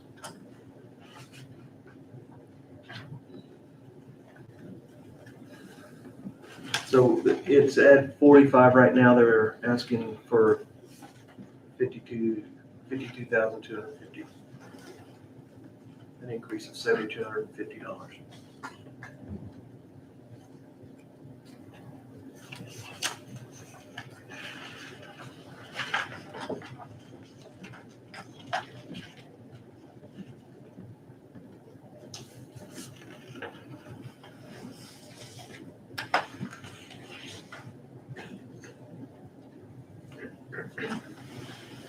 And that was for who?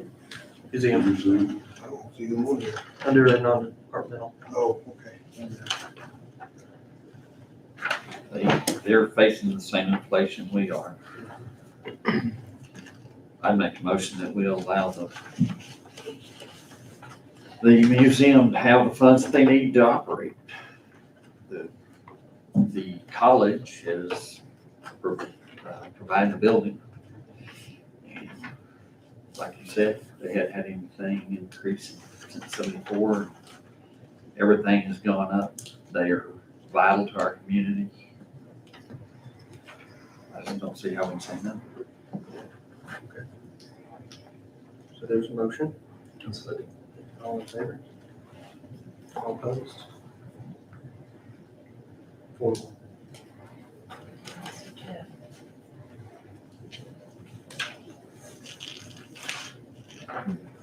This is just to allow them the budget they requested. Yes, ma'am.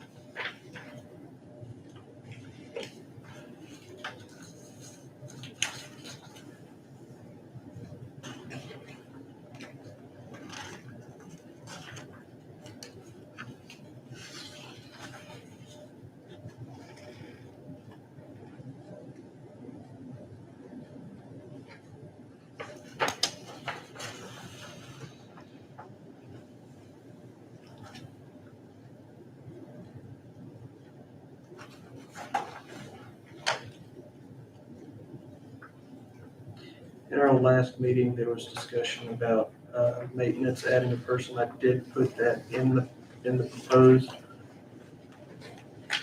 That would be for the annex EMS.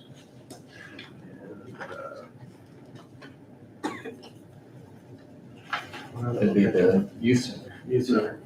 Right, that they have a part-time. Used to have full-time.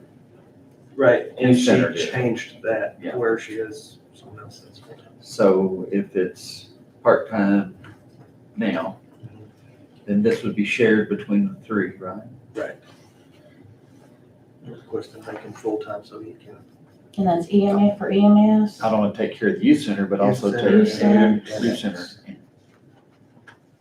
He's already doing the annex, so.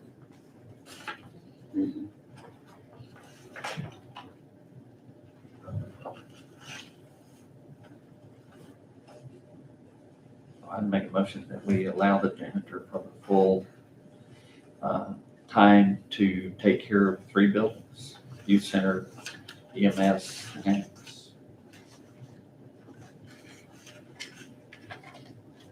Is there a second? How else do they get their buildings clean?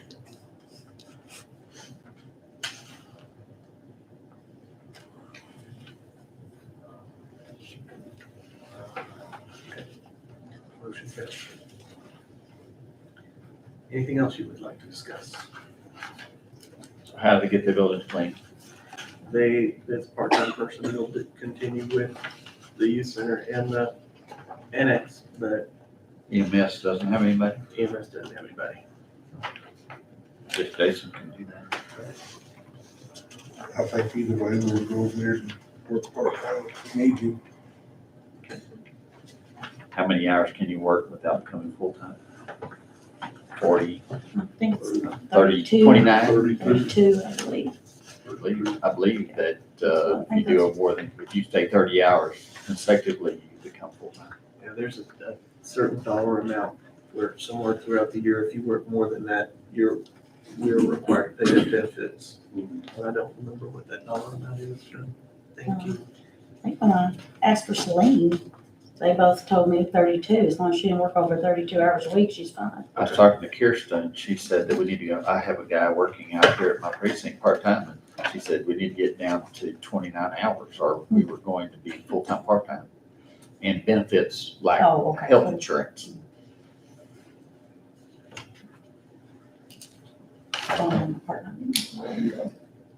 Maybe if you consecutively work 32 hours period and not ever work 40, this guy's been working 40 hours. Mm. And she sent me a letter and said, look, you can't do that anymore for a period of time. It's going to go to 29 hours and then it can go back to 40 for a period of time. So total hours worked. So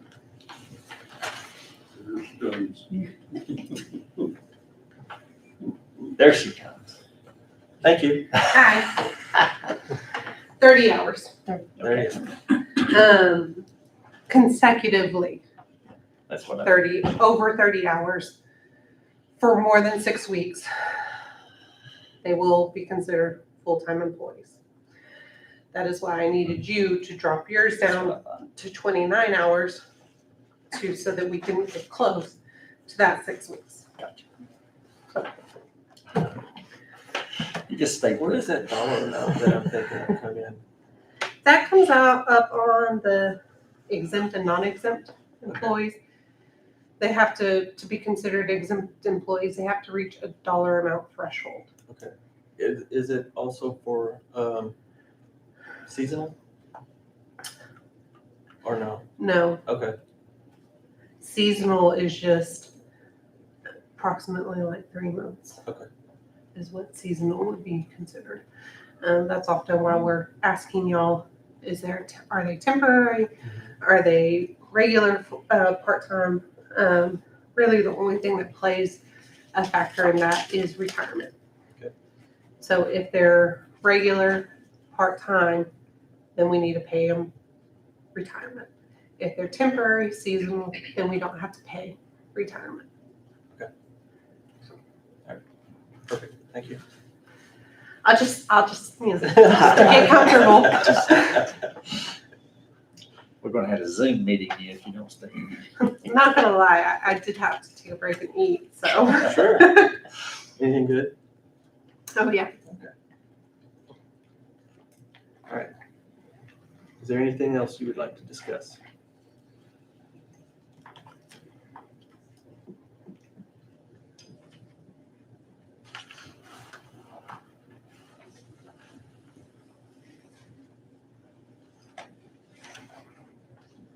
You're pretty quick. I'm gonna take that as a no. That's what I heard.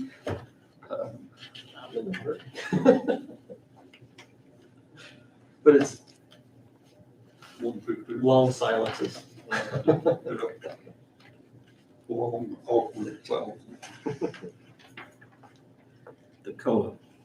Mhm. Stuff that in. Okay. I don't think we ought to do the 8%. Okay.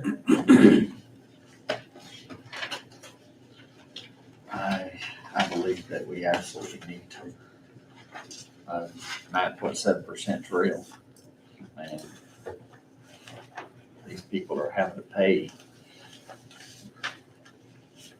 exactly twice as much for fuel as they have been. And I mean, good grief, eggs have gone up 33%. Everything's up.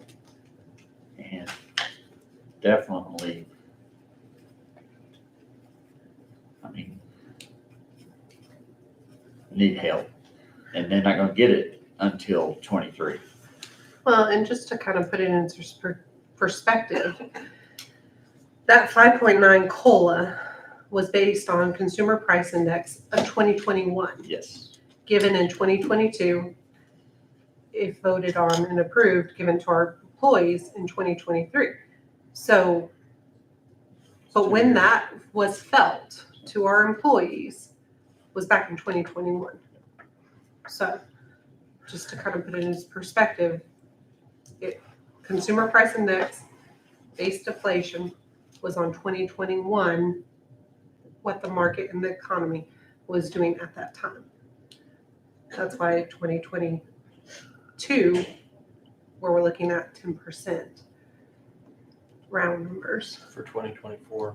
for 2024, but it's happening right now in 2022. They'll be counting 2024, but actually Social Security 2023. Right. And our employees are feeling it Right. in 2022. Oh, they were filling it last year Yeah, at 5.9%. well, since Inflation, 2021. right? Yes, That's, I'm just trying to tell you, yes. Right. Consumer Exactly. Price Index is based on the numbers from the year of 2021. And it doesn't consider all factors. No, that's All correct. factors would even be higher. Yes.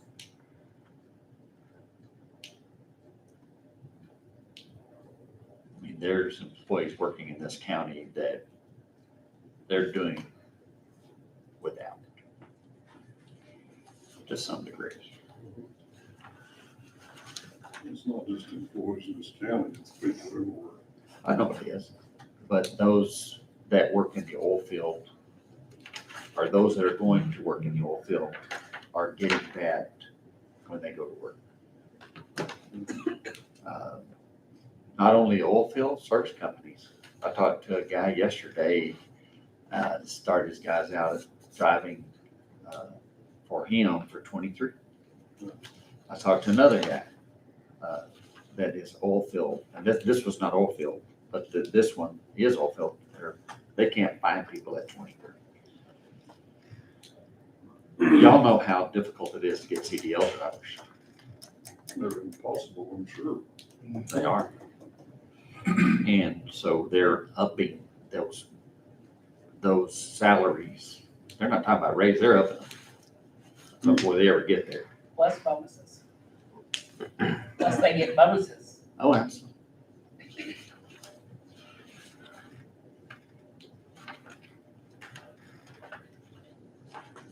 So what are you thinking then if not 8%? What's your thought there? The 5 or whatever the top one. I don't agree with the percentage. Doing it percentage wise. I mean, I understand if you want to come up with as you got it figured, the $501,000, break that down to our full-time employees and give everybody the same dollar. But I just don't agree with giving somebody making $90-something thousand a 5.9% raise, because he's getting a lot more than the rest of us. Yeah, well, There's only a couple that are Don't right matter. up around there. Most of us are down around the 40, 50, 60 range. And the average salary in the United States is 67. You giving up on us? No, that's more to be. The Consumer Price Index is based on a percentage rate. if you try to put that in a nominal number every single year, it doesn't matter if you're making 50, 60,000 or 30,000, your expenses fit how much you're making. Let's just be honest. If you're making $60,000, your expenses fit $60,000. If you're making $30,000, your expenses fit $30,000. So consumer price index is an inflation percentage. So if you're making $60,000, your expenses have gone up by that percentage. If you're making $30,000, your expenses have gone up by that percentage. Putting a nominal number to it, you say is the same because it's across the board.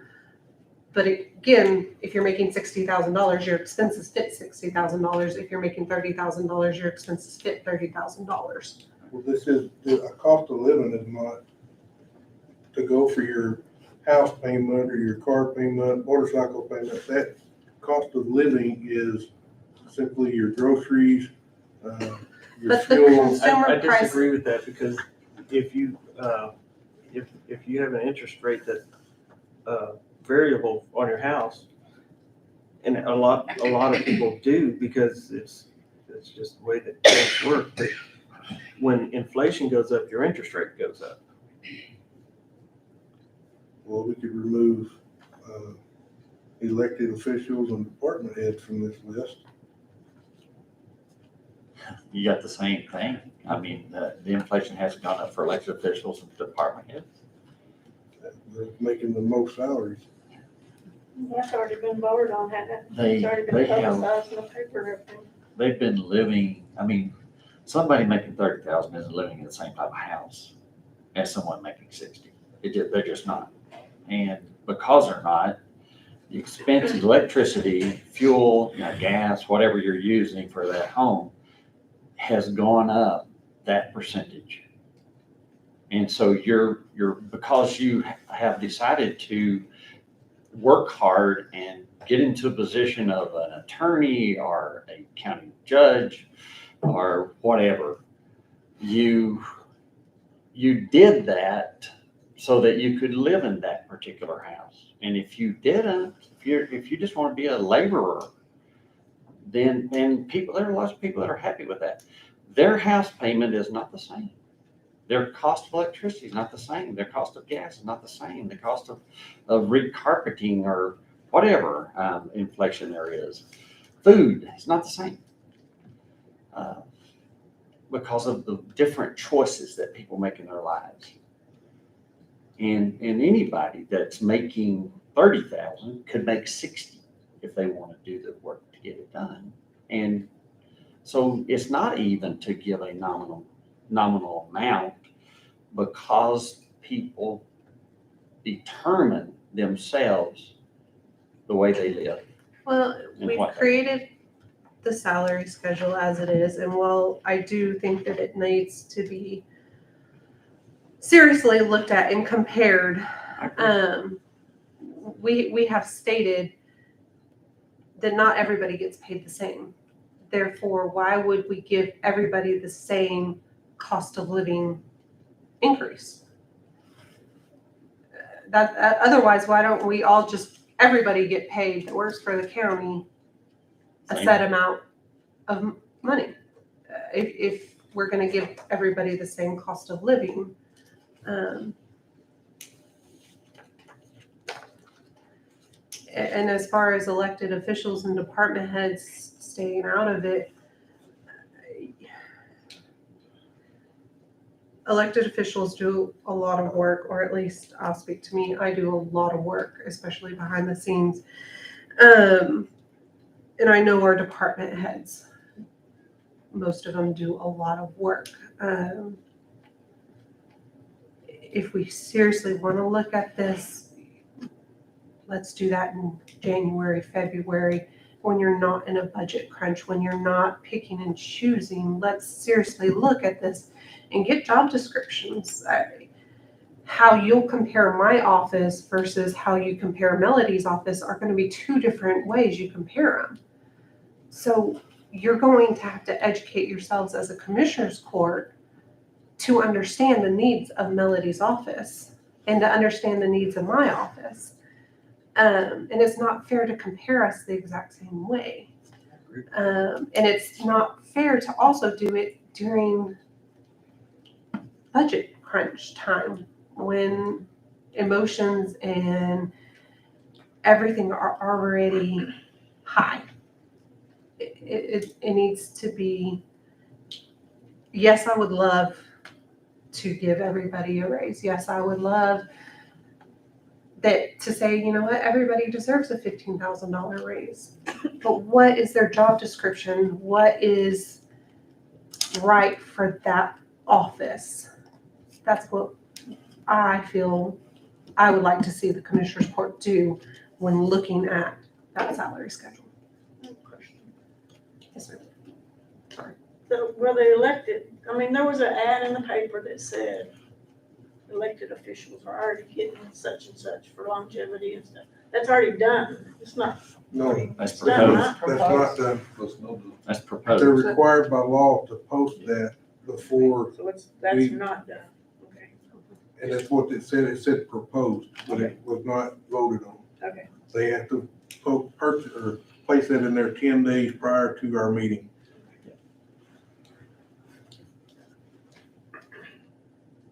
Okay, so what do you want to do on COLA? You want to make a decision now? I'll entertain a motion. We can wait on that. But a decision needs to be made either today or Tuesday. Next.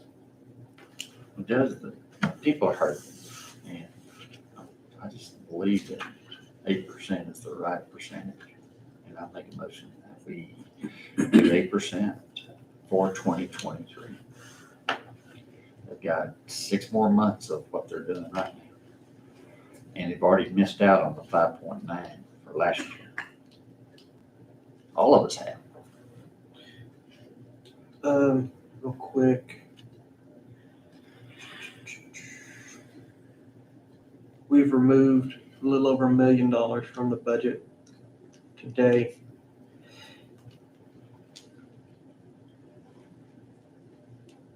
Keeping that out,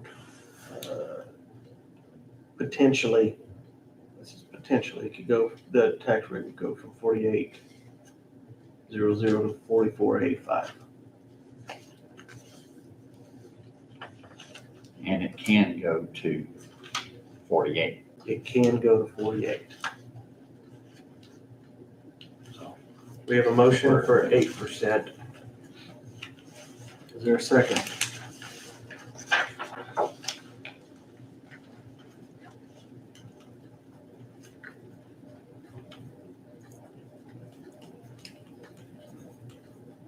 I'll go ahead and make the second. All in favor? All opposed? Okay. Any other motions on COLA?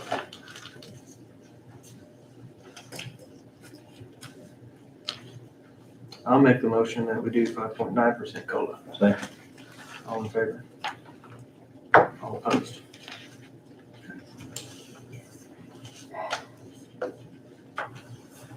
Is there anything else you would like to discuss today?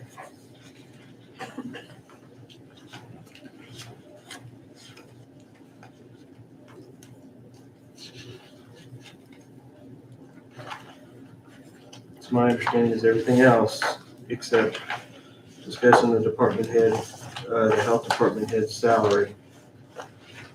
Make the changes that we discussed today and everything else stays.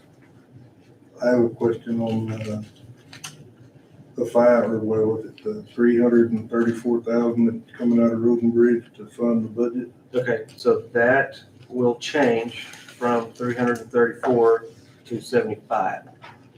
It's the additional 75,000 you put in there for materials. That would be the only thing that would come from there. What's your pleasure there? You said we removed $1 million. Do you want a tax for that, or do you want to take it from reserve?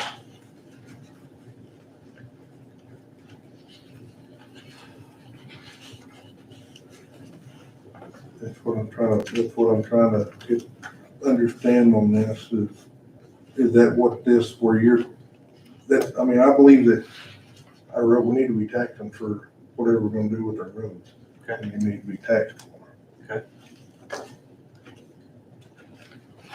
it. We just got through discussing, we don't want to start taking big lumps. Sure. You know, out other than when we get ready to do our seal coat, that's what it's gonna be for. So would you like to change that from out of reserve fund to tax for that? The 75,000 for your material, additional 75,000. It's total of 275,000 for your materials. Am I thinking right? I mean, if y'all see anything, I think we use all the reserves up there. I know that. I believe it needs to be taxed for. So we don't need to be taking any more money out of road and bridge to fund the budget. Got a motion? No question. At what point was money taken out of road or bridge to fund the general fund? It's never been taken from road and bridge to fund the general fund. That's illegal. But we took 500,000 To fund the road and bridge budget. last year. Out of reserves. Road and bridge, yeah. Yes, Yes, out of road and bridge reserves. Yeah. But that gets put back in, does it not, or? No, no, sir, that does not get replaced. We have to have revenue to replace them. Or not spending as much. Are not spending it, that's true. The ad valorem taxes is what has been manipulated here from road and bridge. They went down from over 1 whatever million down to almost 800,000. That's 500,000 that's been somewhere. What happened there is that we That's did not correct. tax for it because we were relying on the grant, the 600,000 from But you put each it in year the from the general grant. fund. No, There was- it wasn't put in the general fund. It wasn't taxed for. The numbers in the spreadsheet show way different. Ad valorem taxes in the general fund was up a little over 500,000, and yet they were down in road and bridge, so there's, That's because there were different requests last year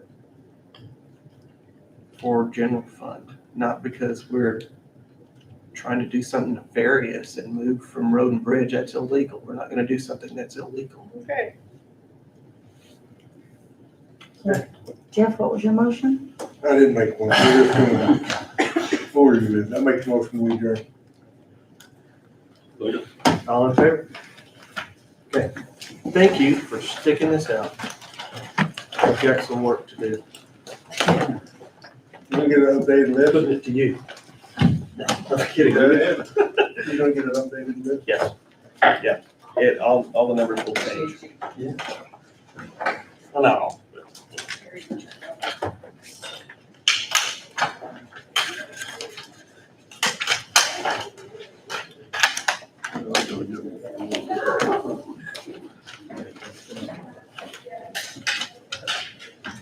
I ain't gonna try to show you that. I am getting fixed though. You are you? That's what I read yesterday with the neurologist. Getting better.